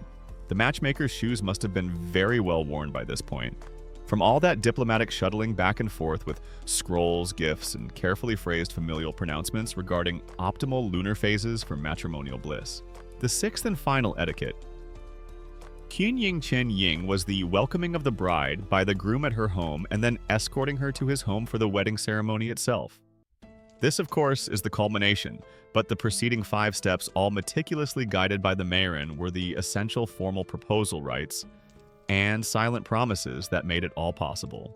The degree to which these highly formalized 6 etiquettes of marriage were consistently and fully adhered to by all social classes and in all regions of ancient China, versus representing an idealized elite Confucian model that was often adapted, simplified, or even partially ignored in more common or rustic practice, particularly in earlier dynasties or more remote areas, is a subject that historians and anthropologists continue to explore through diverse local records, folk customs, and comparative customary law. But what is clear is that these rituals, whether followed in their full 6-fold glory or in a more abbreviated form, serve to underscore the immense seriousness and communal importance of marriage. The bride and groom themselves, as we've noted, were often the least directly involved individuals in their own betrothal proceedings during these early stages. Their consent was largely assumed to be given through their parents. Oh, are we getting formally betrothed with auspicious geese next spring? Mother, a young lady might inquire. That's a nice. Did anyone remember to feed my prize-winning ornamental cricket today? He gets quite grumpy if his tiny bamboo shoot is late. Their lives were being arranged. Their futures formally promised often by these silent exchanges of scrolls and symbolic gifts, all under the careful, watchful eye of the indispensable Meiren. You've just witnessed the ancient Chinese families, guided by the indispensable Meiren, successfully navigate the intricate and highly symbolic rituals of proposal and acceptance. The auspicious geese have been delivered and hopefully haven't caused too much of a ruckus. The astrologer has confirmed that the heavens themselves smile upon this union, and the substantial betrothal gifts have been formally presented and graciously received, sealing the engagement. The 2 young people, our prospective bride and groom, are now formally betrothed. Their destinies intertwined, even if they still haven't had much more than a forbidden glance or heard a poetically embellished description of each other. But the matchmaker's job, her art, is far from over. In fact, in many ways, one of her most crucial and delicate roles now truly comes to the fore, serving as the vital communication bridge, the skilled diplomat and the patient smoother of paths between the 2 families during the often lengthy and potentially fraught betrothal period leading up to the actual wedding day. Once a betrothal was formalized, the 2 families, while now officially linked in a future alliance, might still be relative strangers to each other, or at least not intimately acquainted with each other's specific household customs, personalities, and unstated expectations. The betrothal period, which could last for many months, sometimes even a year or more depending on the ages of the couple, the selection of an auspicious wedding date and the time needed for preparations was a critical phase. It was a time for planning the wedding ceremony itself, for coordinating further, often smaller but still significant gift exchanges, for preparing the bride's dowry for its eventual presentation, and ideally for building a foundation of goodwill and mutual respect between the 2 clans. However, it was also a period ripe for potential misunderstandings, perceived slights, or minor disagreements that, if not handled with extreme care and diplomacy, could escalate and threaten the entire painstakingly arranged union. And who is the person tasked with navigating this delicate interfamilial landscape? Our calm, ever-vigilant Meiren, of course. Her toolkit wasn't just scrolls of auspicious phrases and a good memory for birth charts. It also included an inexhaustible supply of calming tea and uncanny ability to detect a brewing family feud from 3 villages away, and possibly a very small, very discreet emergency hip flask of strong rice wine for particularly challenging negotiation sessions. A key ongoing function of the traditional Chinese matchmaker during this often lengthy betrothal period was to act as the primary and often sole channel of communication between the 2 families. Direct confrontation, or the blunt expression of concerns between the heads of 2 proud households, could easily lead to a disastrous loss of face manzi for one or both parties, potentially jeopardizing the entire alliance. So, any sensitive messages, queries about wedding arrangements, discussions about the final details of the dowry display, or expressions of minor anxiety or concern would typically be conveyed through the tactful, experienced intermediary of the Meiren. She was the official interfamilial ambassador, the trusted go-between, ensuring that all communications were appropriately phrased, that cultural nuances were respected, and that potential points of friction were gently smoothed over before they could ignite into actual conflict. If ancient Chinese families had dedicated reality TV shows Chronicling their pre-wedding dramas, the Mayren would undoubtedly be the unflappable, ever-patient executive producer, gently guiding everyone through their emotional outbursts with a serene smile and ensuring the season finale, the wedding, actually happened without anyone storming off the set or demanding a complete recasting of the in-laws. Imagine a scenario.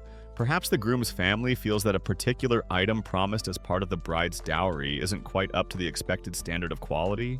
Or maybe there's a misunderstanding about the number of guests each family is entitled to invite to the wedding banquet. Instead of a potentially awkward direct complaint, which could be taken as an insult, the concern would be quietly voiced to the Mayren. She would then, with her characteristic diplomacy, find a way to convey this concern to the other family in the gentlest, most face-saving manner possible. She might rephrase the issue, suggest a subtle compromise, or perhaps even employ a bit of benevolent misdirection, all with the aim of resolving the problem without causing offense. "Esteemed Madame Lu," she might say to the bride's mother, "the most honorable grandfather Wang of the groom's illustrious house did happen to casually observe that the magnificent ceremonial tea you so graciously prepared during our last delightful consultation tasted somewhat reminiscent of particularly robust and characterful boiled hay that had perhaps been briefly acquainted with a deeply philosophical water buffalo. But I am quite certain, knowing his uniquely direct and unvarnished palate, which is of course renowned throughout the district for its uncompromising honesty, that he meant this as the highest possible compliment to its rustic authenticity and its profound connection to the very soil from which our great nation springs. A truly memorable brew, he declared. Now about those 12 additional bolts of scarlet silk for the bridal procession banners. Now, her ability to translate potential insults into flowery praise or to gently steer a conversation away from a dangerous precipice was a highly developed art form. The actual extent of a matchmaker's power to genuinely influence or significantly alter the deeply entrenched demands, prejudices, or strategic objectives of powerful family patriarchs during these often contentious marriage negotiations in ancient China, versus her role being more one of facilitating carefully bounded compromises within preset familial and societal parameters. Dictated by those patriarchs is a complex dynamic that likely varied greatly. It would depend on the individual matchmaker's personal skill, her social standing within the community, her established reputation for wisdom and success, and of course the specific power balance existing between the two families involved in the proposed alliance. Some matchmakers were undoubtedly more influential than others. Some particularly adept and perhaps slightly theatrical matchmakers, when faced with a truly thorny disagreement or a family head who was being exceptionally stubborn about a relatively minor point of ritual or gift value, were said to occasionally employ a rather cunning tactic that one might call benevolent dramatic obfuscation. This involved delivering a series of incredibly long, incredibly polite, and almost entirely incomprehensible pronouncements, generously larded with obscure classical allusions, convoluted proverbs about the harmonious chirping of unseen auspicious crickets, and dizzyingly flowery metaphors concerning the alignment of unseen celestial dragons with the family's ancestral turnip patch. The sheer overwhelming deluge of well-intentioned but utterly baffling erudition was often designed to gently confuse thoroughly weary and ultimately soothe both stubborn parties into a state of dazed nodding agreement, primarily just to make her stop talking and allow everyone to finally have a nice quiet cup of tea and a lie down. It was the ancient art of winning an argument by exhausting everyone else's cognitive capacity with an unstoppable barrage of excessive courtesy and bewilderingly beautiful nonsense. Beyond these diplomatic duties, the Mayren might also subtly prepare each family for the customs, traditions, and even the prominent personalities of the other household. This was particularly important for the bride, who would be leaving her natal home to live with her husband's family, often as a relative stranger in a new environment, under the authority of her mother-in-law. A kind and thoughtful matchmaker might offer gentle hints or advice to the bride's parents on how to prepare their daughter for this transition, or subtly convey to the groom's family any particular sensitivities or admirable qualities of the bride that might smooth her integration into their household. She was in a very real sense laying the groundwork for future domestic harmony, or at least for a slightly less bumpy start to the new family unit. Her patience levels during this entire protracted process must have been truly legendary. Dealing with two entire sets of extremely anxious parents, a possibly entirely unseen and therefore either perfectly idealized or monstrously imagined bride and groom, and endless minute discussions about the precise symbolic meaning of the number of knots in the red betrothal cord, or the exact shade of auspicious crimson for the wedding banners. She undoubtedly deserved a lifetime supply of the very best calming jasmine tea and a very long, very quiet post-wedding nap in a soundproof room. Thus, the Mayrin was far more than just an introducer of families. She was the essential lubricant in the often creaky machinery of ancient Chinese marriage alliance, the skilled diplomat who bridged the gap between two separate domestic worlds, ensuring that the path from betrothal to wedding was as smooth, as harmonious, and as auspiciously promising as humanly possible. You've now witnessed the ancient Chinese matchmaker, our indispensable Miren. In her crucial role as the chief communication officer and tireless diplomat, skillfully navigating the often choppy waters between two families, formally betrothed, but not yet fully united in marriage. She has smoothed, ruffled feathers managed expectations, and ensured that the intricate dance of pre-wedding preparations proceeds with as much harmony and mutual respect as possible, all while keeping a firm hand on the tiller of ritual propriety. But what were the specific personal qualities, the almost artistic skills that made a Mayuran truly successful in this demanding profession? It wasn't just about knowing who was eligible or what the going rate for betrothal geese was. A truly effective ancient Chinese matchmaker needed a tongue sweeter than honey when occasion demanded eyes as keen as a hawk's, the discretion of a confessor, and the strategic mind of a seasoned general planning a very complex, very peaceful campaign. Her power of persuasion? Her ability to use words like a master weaver uses silk threads was perhaps her most visible and most vital asset. Remember, the prospective bride and groom rarely if ever met before the wedding.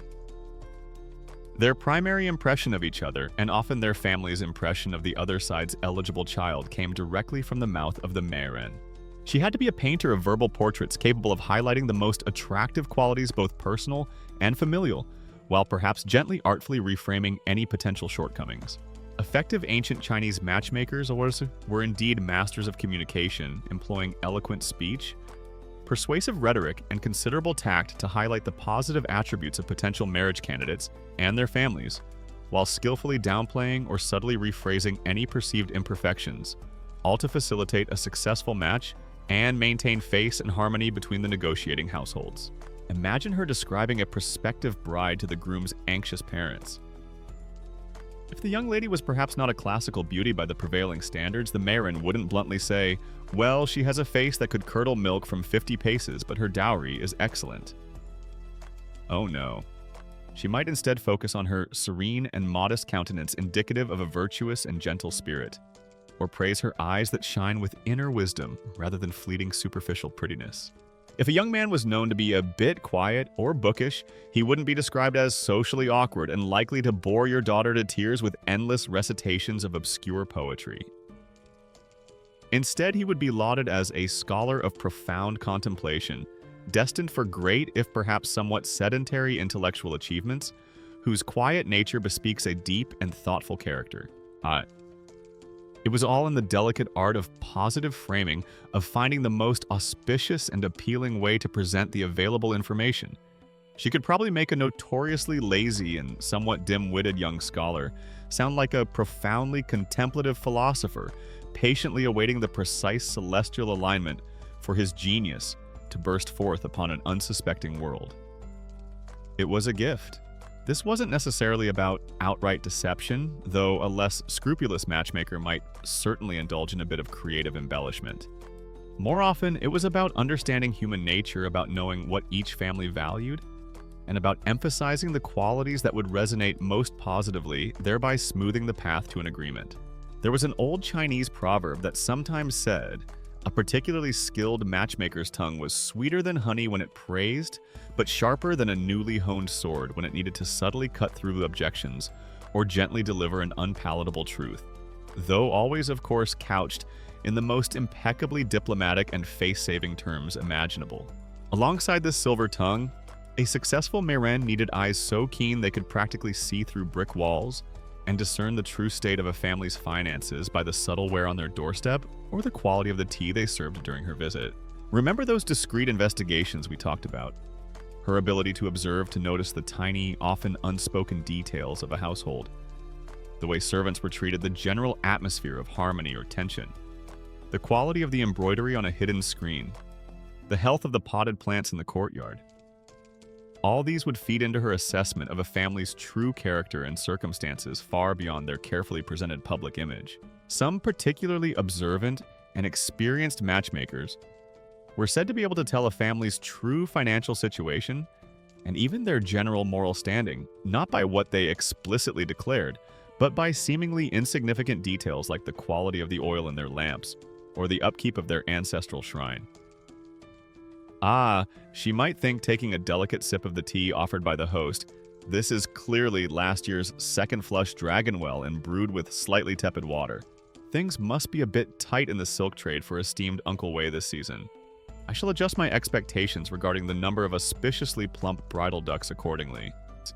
Her eyes were like ancient, highly intuitive CCTV cameras, but with a much better understanding of social nuance and a remarkable knack for noticing. If the priceless antique jade bee disc, proudly displayed in the main reception hall, was actually a rather clever but ultimately unconvincing imitation from the market down the road. Nothing got past Madame Li. Her memory had to be prodigious. She would carry in her head, and perhaps on those discreet bamboo slips or silk scrolls, a vast mental spreadsheet of every eligible bachelor and every virtuous maiden within her sphere of influence, along with their birth characters, their family histories, their financial standing, their connections, their temperaments as far as could be ascertained, and even quite possibly a mental note of every third cousin's unfortunate gambling habit or every great-aunt's notoriously sharp tongue. Her brain was the original, highly sophisticated human-powered supercomputer for social data and matrimonial algorithms. And above all, discretion and trustworthiness were her absolute stock in trade. Families entrusted her with their most sensitive personal and financial information, their deepest hopes, and their most profound anxieties regarding their children's futures. A Mayrin who gossiped, who betrayed confidences, or who played one family against another for her own gain, would quickly find her reputation in tatters and her services no longer required. She had to be seen as an impartial, reliable, and utterly trustworthy repository of secrets, a figure of unimpeachable integrity even as she engaged in the often very delicate art of positive presentation. The extent to which a matchmaker's persuasive descriptions of prospective spouses in ancient China were consistently based on genuine, if perhaps always optimistically framed and selectively presented observation versus relying more heavily on conventional flattering tropes, poetic license, or even deliberate if minor embellishments, specifically designed to facilitate a match and secure her commission, and how discerning families typically were in perceiving and reacting to this nuanced blend of ascertainable fact. And the matchmaker's persuasive art is a subtle and fascinating aspect of her role that often lies delicately poised between the lines of historical accounts and the more colorful portrayals in literature and opera. Ultimately, the success of a Mayran lay in her ability to blend all these qualities. Her encyclopedic social knowledge, her keen observational skills, her diplomatic finesse, her persuasive eloquence, and her unwavering discretion. She was the human element, the artful intelligence that navigated the complex web of tradition astrology, family ambition, and social propriety, all to achieve that most vital of ancient Chinese goals, a harmonious, prosperous, and fruitful union that would honor the ancestors and ensure the continuation of the family line. Her words were indeed like honey sweetening the path to alliance, and her eyes, ever so keen, missed nothing that might impede it. You are now deeply familiar with the remarkable skills and profound responsibilities of the ancient Chinese Mayran, that indispensable matchmaker whose words were often sweeter than honey and whose eyes were as keen as a hawk's. You've seen her meticulously investigating family backgrounds, artfully painting verbal portraits of unseen youths, navigating the treacherous currents of astrological compatibility, and masterfully negotiating the delicate exchange of betrothal gifts and dowries. Her role was to weave together two families, two destinies into a harmonious and hopefully fruitful union, all while upholding the strictures of propriety and ensuring that face was maintained for everyone involved.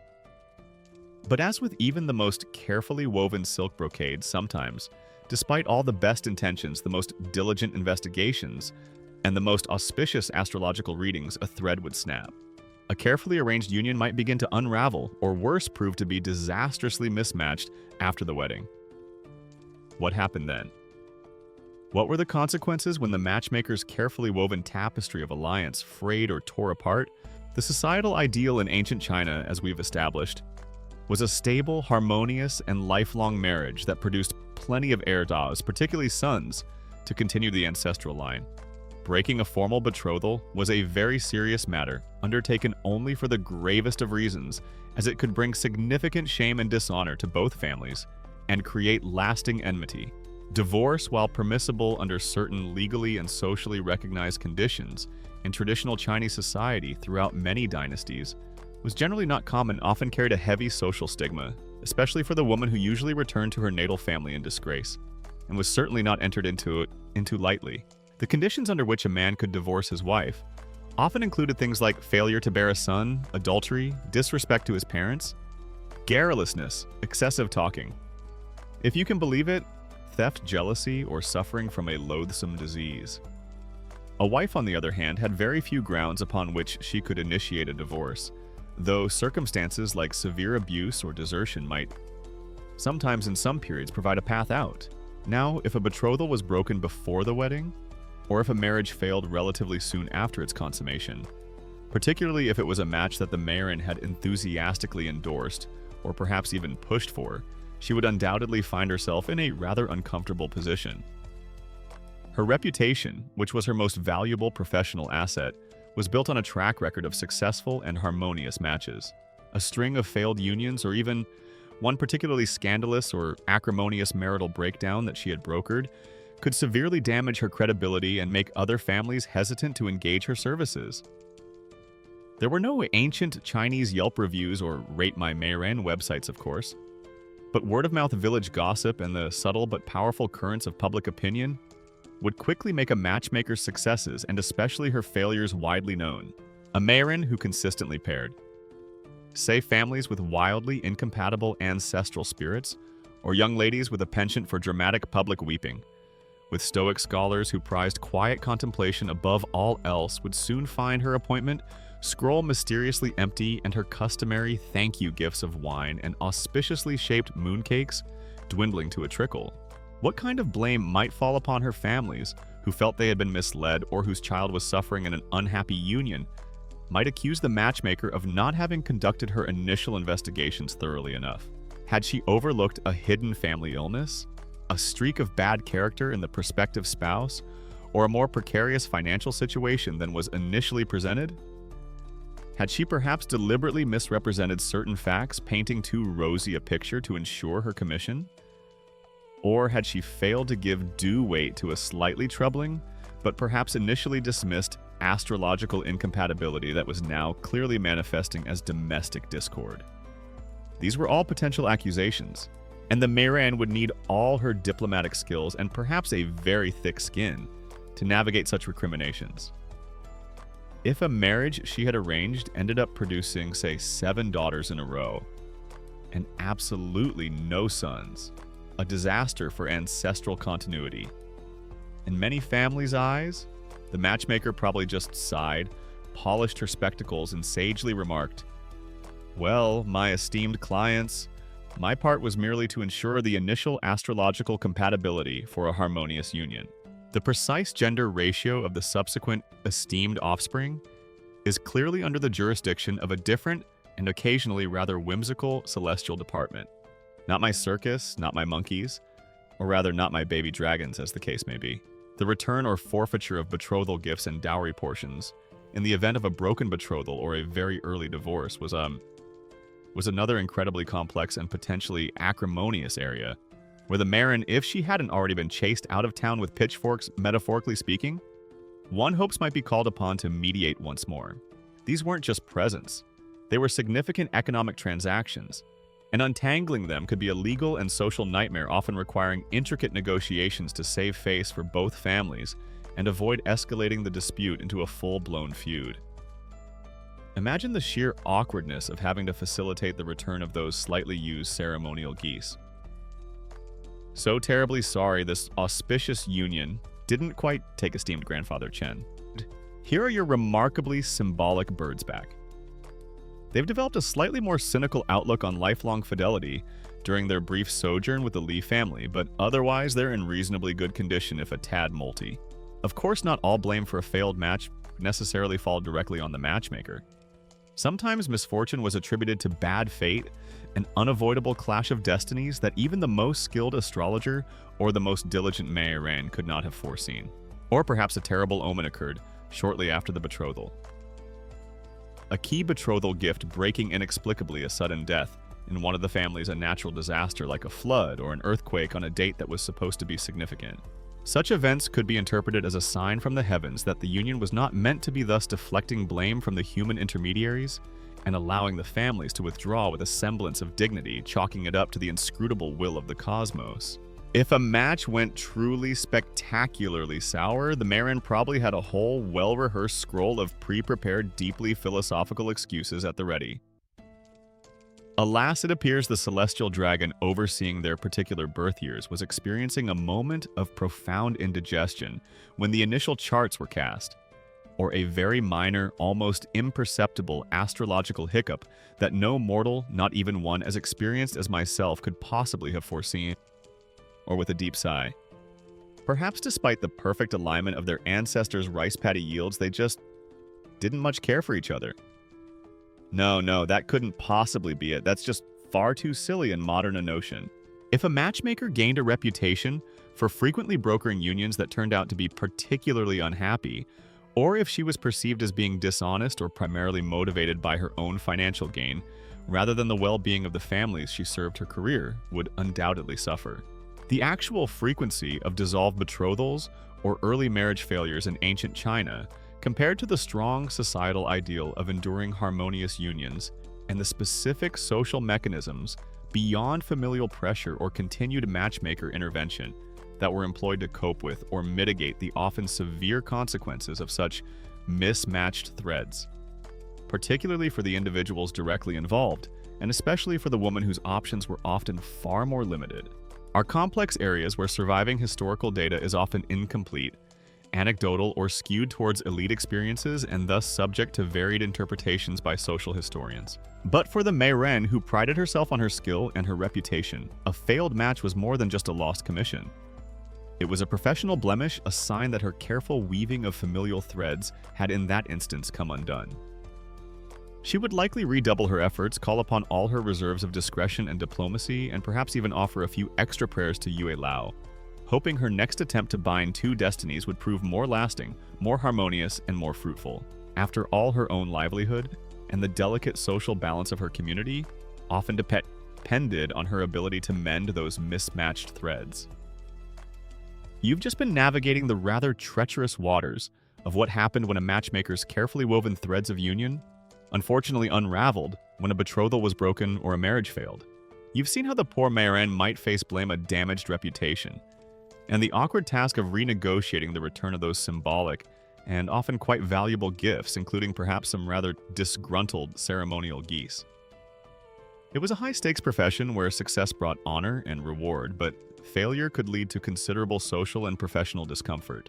Given this pressure and the pivotal role they played in society, it's no surprise that the figure of the matchmaker, the Meiran, became a recurring and often richly drawn character in Chinese history. Folklore, literature, and opera, sometimes celebrated as a wise weaver of romance and destiny, other times humorously caricatured as a gossipy meddler, or even occasionally a cunningly deceitful opportunist. These legendary weavers, both real and imagined, offer us another fascinating window into the ancient Chinese understanding of love duty and the intricate dance of matchmaking. While many, indeed most real-life historical Meiran were hardworking, discreet professionals, whose names are lost to us, their vital societal function ensured that their archetype became firmly embedded in the cultural imagination.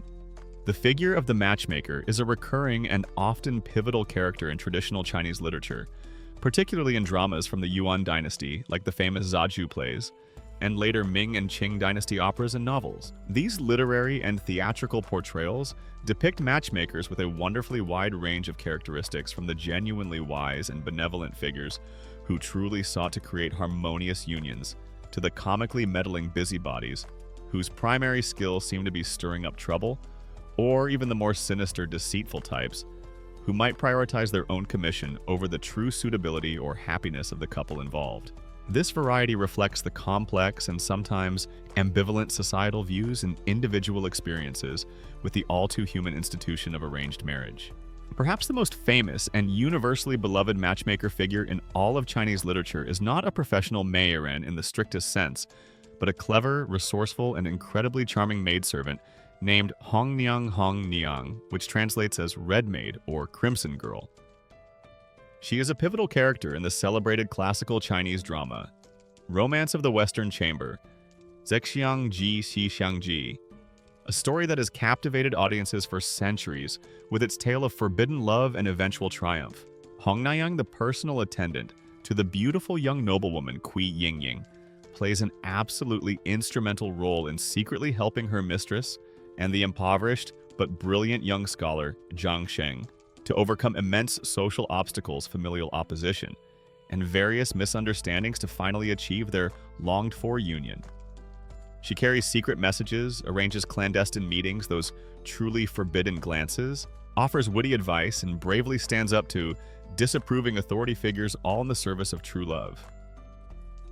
Hong Niang therefore embodies a different, more romantic, and certainly more youth-friendly ideal of matchmaking. One driven not by parental decree or astrological charts, but by genuine empathy for the young lovers, by sharp intelligence, and by a courageous desire to see true affection overcome the rigid social conventions of the time. Her name, Hong Niang, has since become a generic term in Chinese for anyone who acts as a helpful go-between in romantic affairs, a testament to her enduring popularity. She was less official family negotiator of dowry terms and more highly skilled undercover romance operative Mission Impossible style. The James Bond of ancient Chinese matchmaking, perhaps, but with considerably more tea ceremonies and significantly fewer exploding teapots. Beyond the iconic Hong Niang, other types of matchmakers frequently appear in Chinese folklore and literature, often serving as recognizable character archetypes. There's the gossipy matchmaker, a figure who knows everyone's secrets and whose pronouncements about potential spouses might be liberally sprinkled with scandalous rumors, half-truths, and a healthy dose of personal opinion, making her both a source of vital information and potential misinformation. Then there's the wise old village matchmaker, often a respected elder woman who has seen generations come and go, whose advice is sought for her deep understanding of human nature and local family histories, and whose matches are generally considered solid and reliable, if perhaps not wildly exciting. You might also encounter the comically inept matchmaker, a character whose attempts at arranging unions invariably lead to farcical misunderstandings, mismatched couples, and general social chaos, providing much fodder for humorous plays and stories.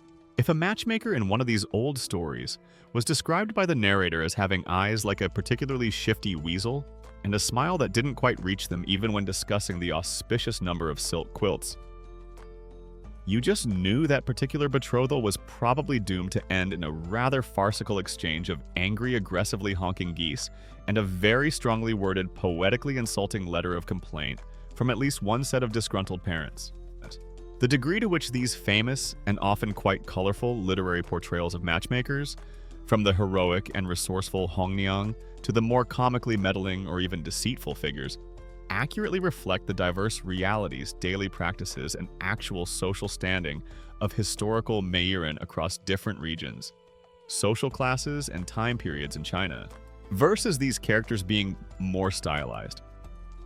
Literary archetypes cleverly designed by authors and playwrights to explore broader social themes of love versus duty, individual desire versus familial obligation, and the complex, often humorous human dance of social negotiation is a fascinating topic that continues to be actively discussed and reevaluated by literary historians, sociologists, and scholars of Chinese cultural history. There's a quirky little tidbit that in some folk tales or local operas, a particularly inept or perhaps just chronically unlucky matchmaker, might be humorously depicted as always carrying a slightly lopsided measuring stick, perhaps for metaphorically or even literally assessing the suitability of candidates in a very unscientific way, or a tattered, much-consulted book of auspicious sayings for desperate marital situations that invariably and comically offered entirely unhelpful, out of context, or wildly inappropriate advice for the situation at hand. Ah yes, she might declare, flipping through her book with an air of profound wisdom. For a young lady whose only discernible skill is competitive napping, and whose family has precisely 3 rather thin chickens to offer as a dowry, the ancient sage Confucius clearly advises, a journey of 1,000 miles begins with a single step. So perhaps she should take up long-distance walking.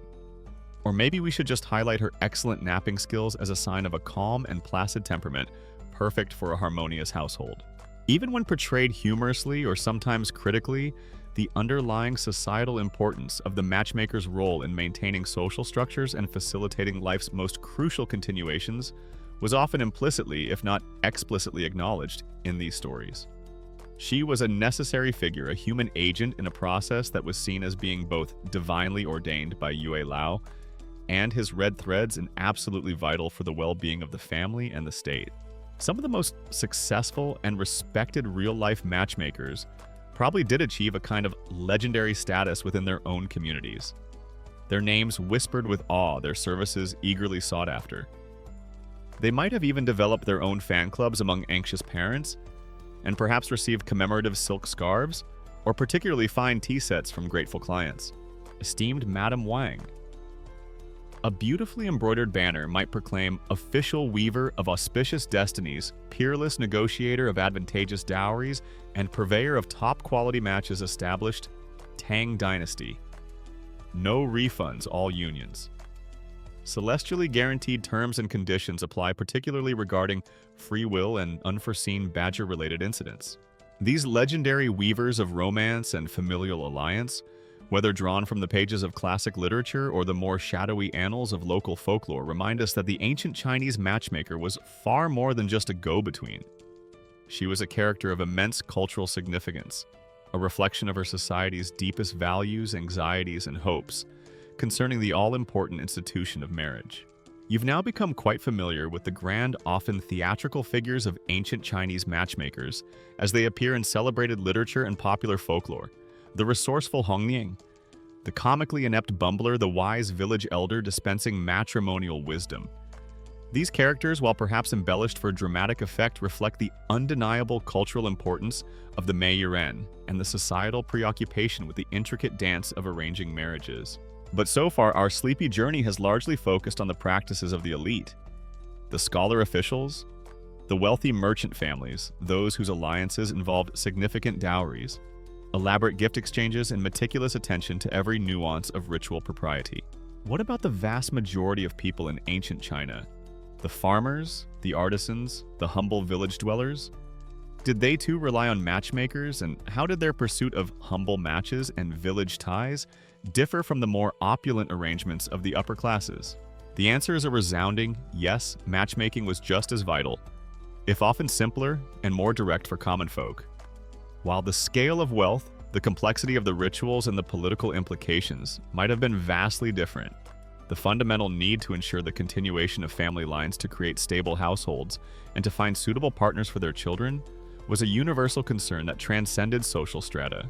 Among commoners and peasant communities in ancient China, while the highly formalized 6 etiquettes we've touched upon might have been considerably simplified or less strictly adhered to in all their elaborate detail, marriages were still predominantly arranged, often with the indispensable help of a local informal matchmaker, rather than a high-status professional Meiren who specialized in elite alliances.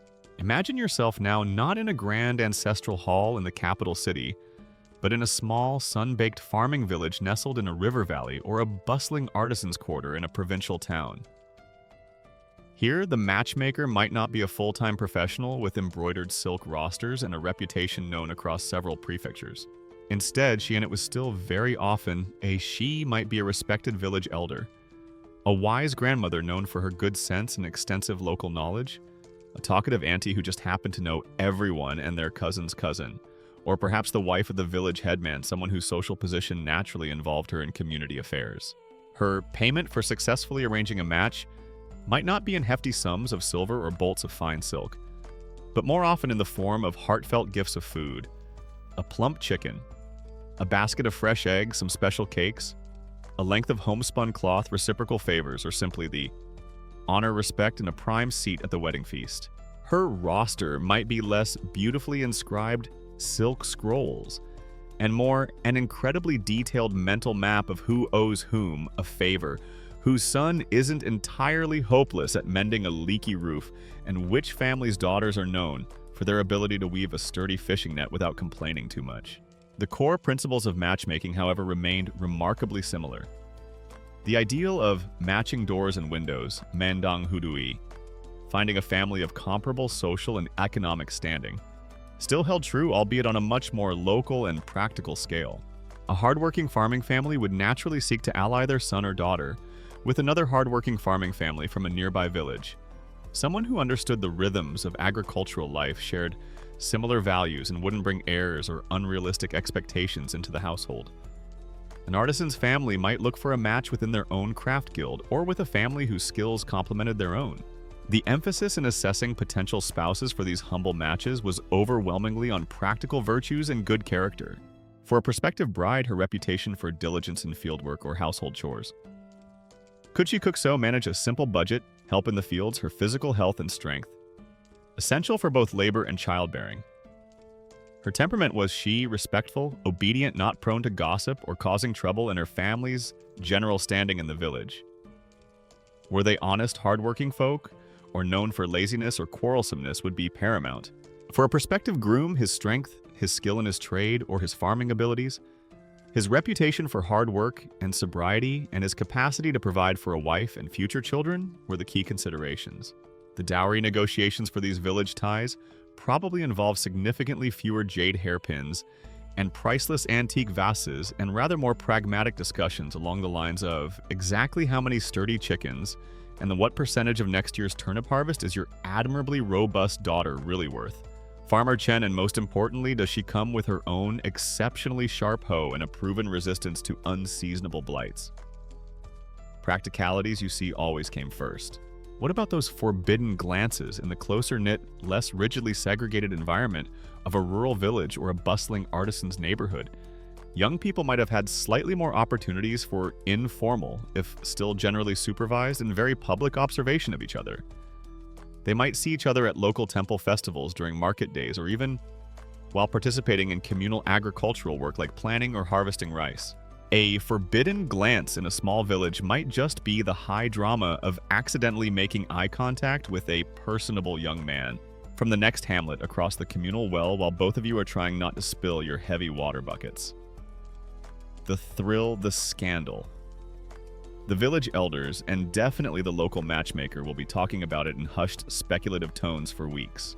These fleeting glimpses wouldn't usually lead to direct courtship, as that was still largely frowned upon and parental matchmaker approval was essential. However, such limited observations might allow for some very subtle, almost unconscious preferences to form, or for particularly undesirable traits. A bad temper, a noticeable limp, a tendency to trip over one's own feet with alarming regularity to be discreetly noted by observant parents or the ever-watchful village matchmaker. The role of community opinion and local gossip was, if anything, even more powerful in these smaller settings. In a village where everyone knew everyone else's business, a family's reputation was an open book, and any flaws or virtues in a prospective bride or groom would be common knowledge or at least common speculation. The village matchmaker would be a past master at sifting through this local intelligence, discerning truth from rumor, and using her deep understanding of inter-family relationships and personalities to suggest truly suitable, if not always divinely preordained matches. There's a charming, quirky little tidbit that in some rural communities, a village matchmaker to subtly signal to a family that a particularly good or perhaps slightly problematic, requiring further careful consideration, potential match had been identified for their son or daughter. Might not deliver a formal scroll, but instead leave a specific unspoken token at their doorstep.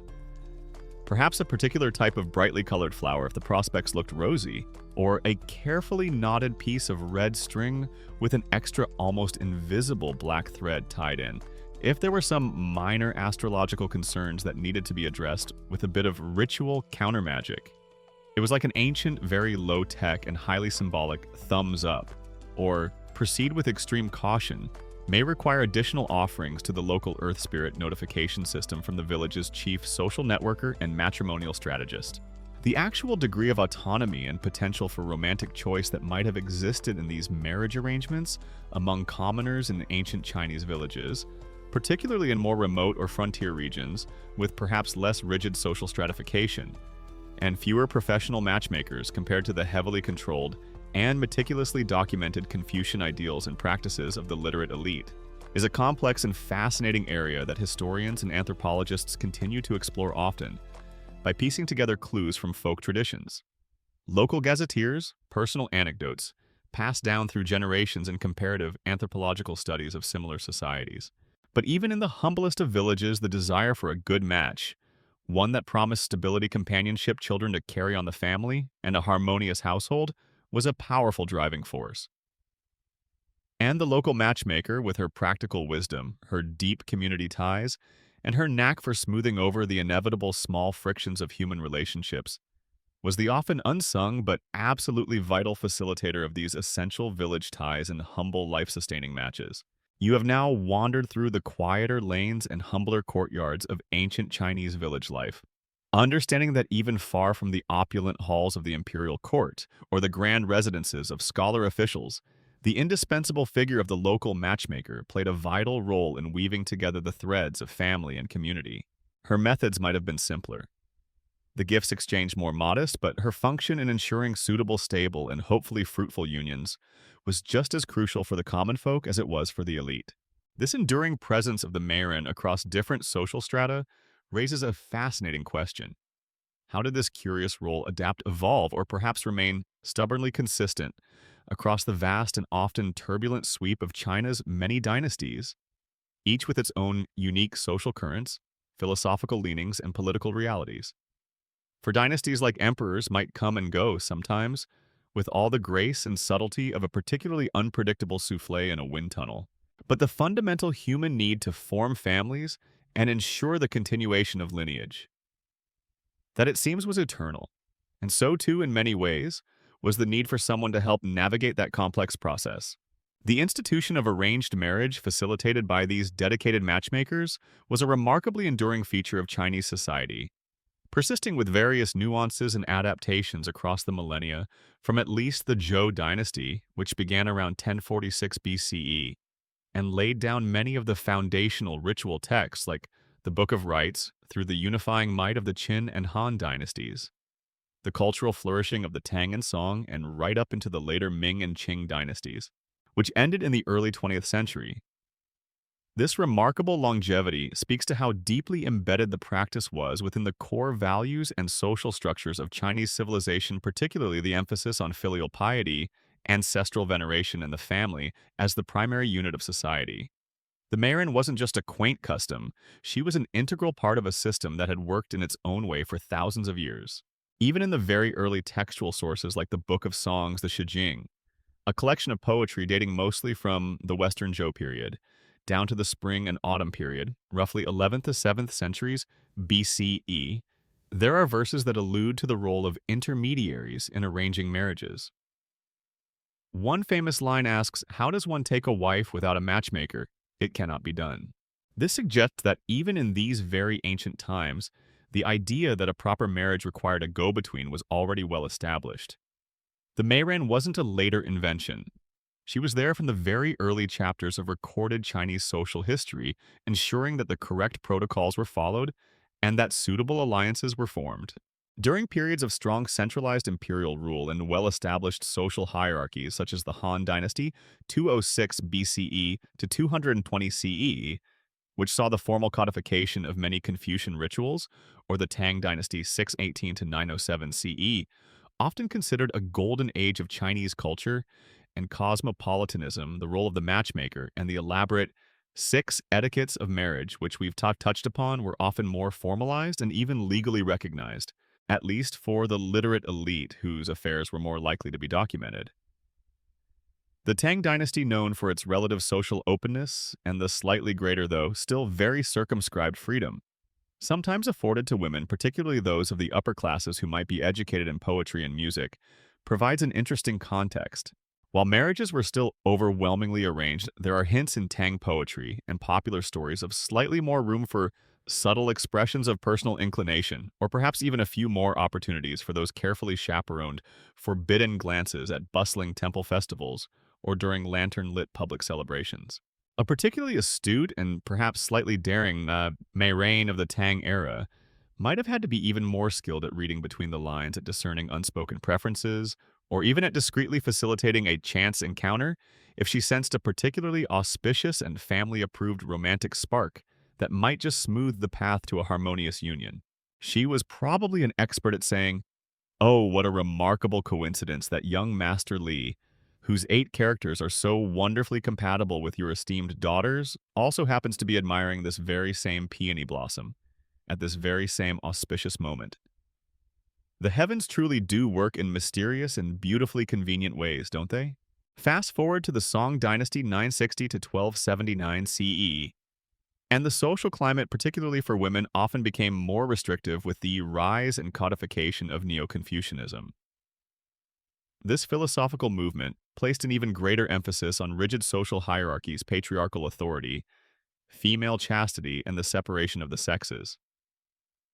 Practices like foot binding for women became more widespread among the elite during this period, further limiting their mobility and public presence.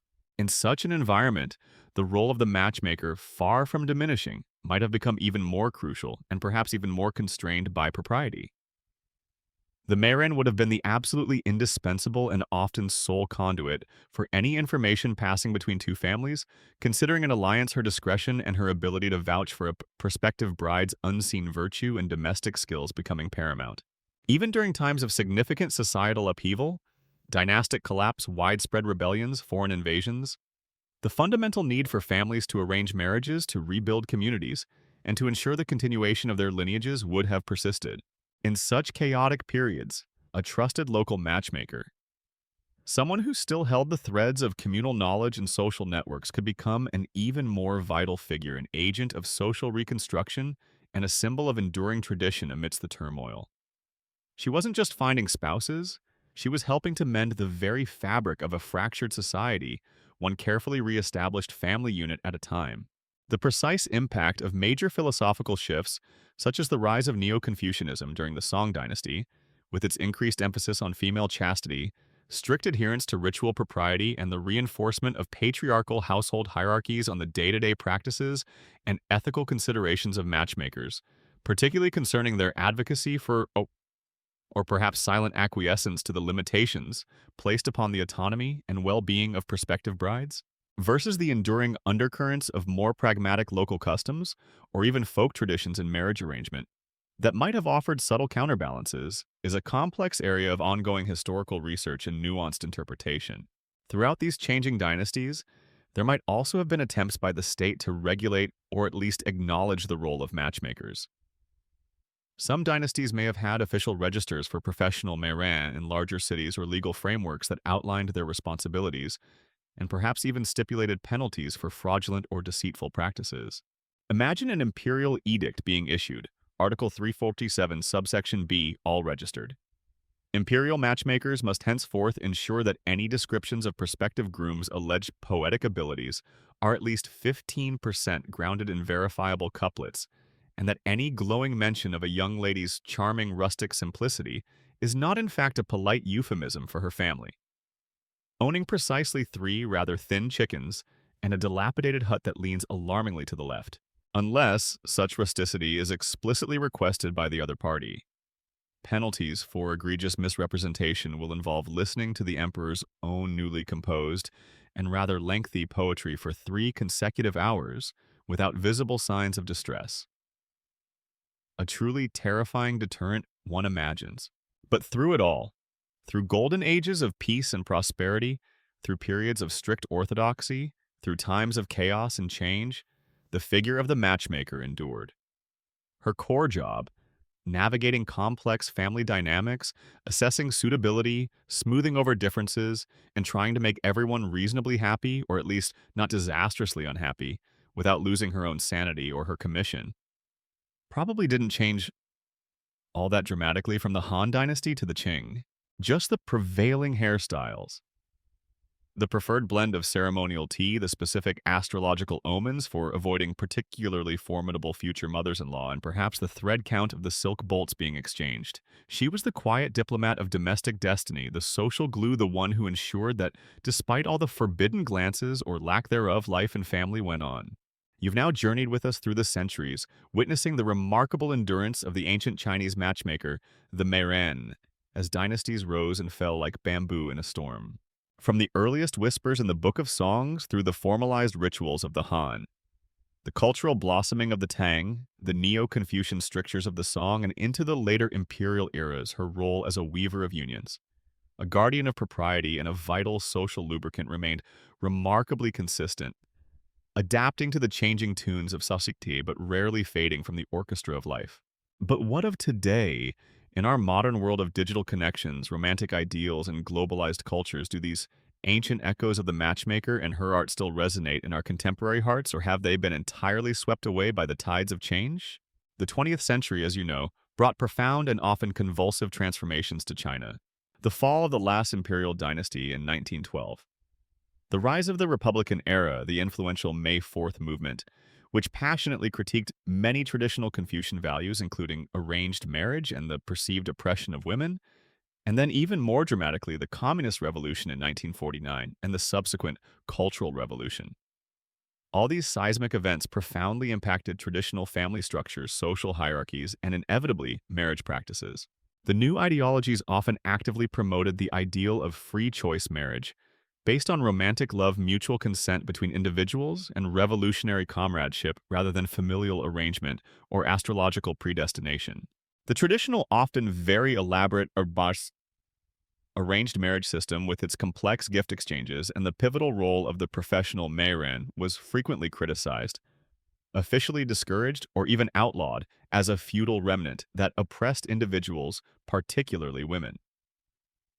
The figure of the old-fashioned matchmaker, once an indispensable community pillar, began to seem like a quaint, anachronistic relic of a bygone era.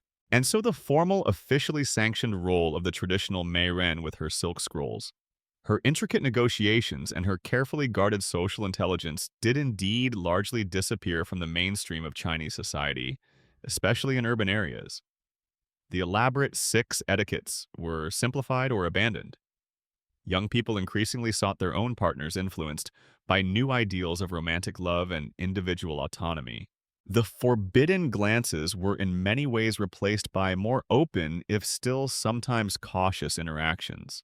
Yet, as with many deeply ingrained cultural traditions, the echoes of ancient matchmaking and the fundamental human need for guidance and support in forming life's most important partnership did not vanish entirely. While the old-style professional Meiren faded into the background, her functions in new and adapted forms have shown a remarkable persistence. Even today, despite the prevalence of love matches, parental influence, and the deep-seated desire for suitable and harmonious unions, remain significant factors in many Chinese families, both within China and in diasporic communities around the world. It's not uncommon for anxious parents to still play a very active, if sometimes more subtle, role in their adult children's search for a spouse, expressing strong opinions about compatibility in terms of education, career, family background, and yes, sometimes even still consulting fortune tellers or astrological charts for good measure. You might say the Meiran spirit simply went undercover, often reincarnating as a particularly well-meaning, or perhaps just very determined auntie, a family friend with a wide social circle, or even in a fascinating modern twist as a sophisticated online dating algorithm. Our modern algorithms, after all, try to match us based on shared interests, lifestyle preferences, and perhaps even some form of compatibility score. Is that so very different in principle from the ancient Meiren, carefully comparing 8 characters and family histories? To find a harmonious alignment, both are attempting to use available data to predict future relational success. Though one uses complex code and server farms, and the other used bamboo slip's keen intuition and probably a great deal of tea. Indeed, professional matchmaking services and dating agencies are now thriving in many parts of modern China and other East Asian societies, catering to busy young professionals or to parents seeking a more efficient way to find suitable partners for their children. Some of these services even incorporate elements that echo ancient traditions, such as considering family background or astrological compatibility alongside modern criteria. And then there's the rather quirky and very public phenomenon of marriage markets in some contemporary Chinese cities. Here you might see parks filled with parents, often grandmothers and grandfathers, who gather on weekends with neatly written posters detailing the qualifications, attributes, and matrimonial requirements of their unmarried adult children or grandchildren, their age, height, education, job income, whether they own property, and sometimes even their zodiac sign. They are, in essence, acting as very public, very anxious, and entirely DIY, may ran proudly, or perhaps a little desperately advertising their precious offspring. It's like the ancient matchmaker's confidential silk scroll has gone startlingly public, displayed on a laminated A4 sheet or a foldable sandwich board with considerably more parental stress sweat and competitive comparing of prospective in-law material involved. The actual extent to which contemporary dating apps and sophisticated online matchmaking algorithms, with their often complex focus on user-selected criteria, personality profiling, and digitally mediated initial introductions, truly represent a fundamental departure from, or perhaps just a modern technological iteration, of the core societal functions and deep human needs once fulfilled by traditional human matchmakers like the ancient Chinese Meiren, is a truly fascinating subject for sociologists, anthropologists, and scholars of cultural studies to ponder. And what of those forbidden glances? In our digital age, the opportunities for glancing at potential partners are almost limitless. We can scroll through countless online profiles, examine carefully curated photo galleries, engage in witty or not so witty text-based banter, and even meet via video call, all before ever sharing the same physical space. Today's forbidden glance is perhaps less about a fleeting glimpse across a crowded temple courtyard and more about accidentally liking someone's social media post from 3 years ago at 2 o'clock in the morning while you were deep in a pre-date research session. The horror, the shame, the immediate urge to throw your phone into the nearest body of water. The ancient Meirin, with her legendary discretion, would undoubtedly have handled that kind of delicate digital faux pas with far more aplomb and face-saving finesse. Ultimately, what the enduring, if transformed, legacy of the ancient Chinese matchmaker and the concept of arranged, or at least carefully considered unions tells us, is that the human quest for companionship, for family, for a stable and supportive life partnership is a timeless one. While the methods, the rituals, and the degree of individual choice may change dramatically across cultures and centuries, the underlying desire to find a good match, however that may be defined, remains a powerful constant. The ancient Miran, with her honeyed words, her keen eyes, and her profound understanding of social harmony, was simply one culture's remarkable enduring answer to that fundamental human need. Even with all our modern technology and our emphasis on romantic individualism, perhaps we could all still sometimes use the gentle wisdom of a kind old soul. Maybe one who metaphorically resides under the moon holding a very long red thread and a very large book filled with all the hopeful, fated connections our hearts still quietly seek. And so as the lanterns of ancient Chang'an, or bustling Kaifeng, begin to dim in your sleepy imagination and the soft rustle of the Meiren's silk robes fades into the quiet of the night, we leave this world of faded threads and forbidden glances. The intricate dance of matchmaking, with its blend of practicality, tradition, and profound human hope, has played out its final, gentle scene for us tonight. The matchmakers themselves, those shrewd and patient weavers of unions, now recede into the mists of history, their curious and vital role fulfilled. Let the calm and order of that ancient world, the quiet dignity of its traditions, and the enduring human quest for connection and continuity bring a sense of deep peace to your mind. The complexities of their social codes, the anxieties of their betrothal negotiations, the mysteries of their fated loves, all these can now rest. There are no more silk scrolls to decipher, no more astrological charts to consult, only the gentle, even rhythm of your own breathing, guiding you towards a serene and untroubled slumber. The old man under the moon has tied his threads for the night, and a deep restorative sleep awaits.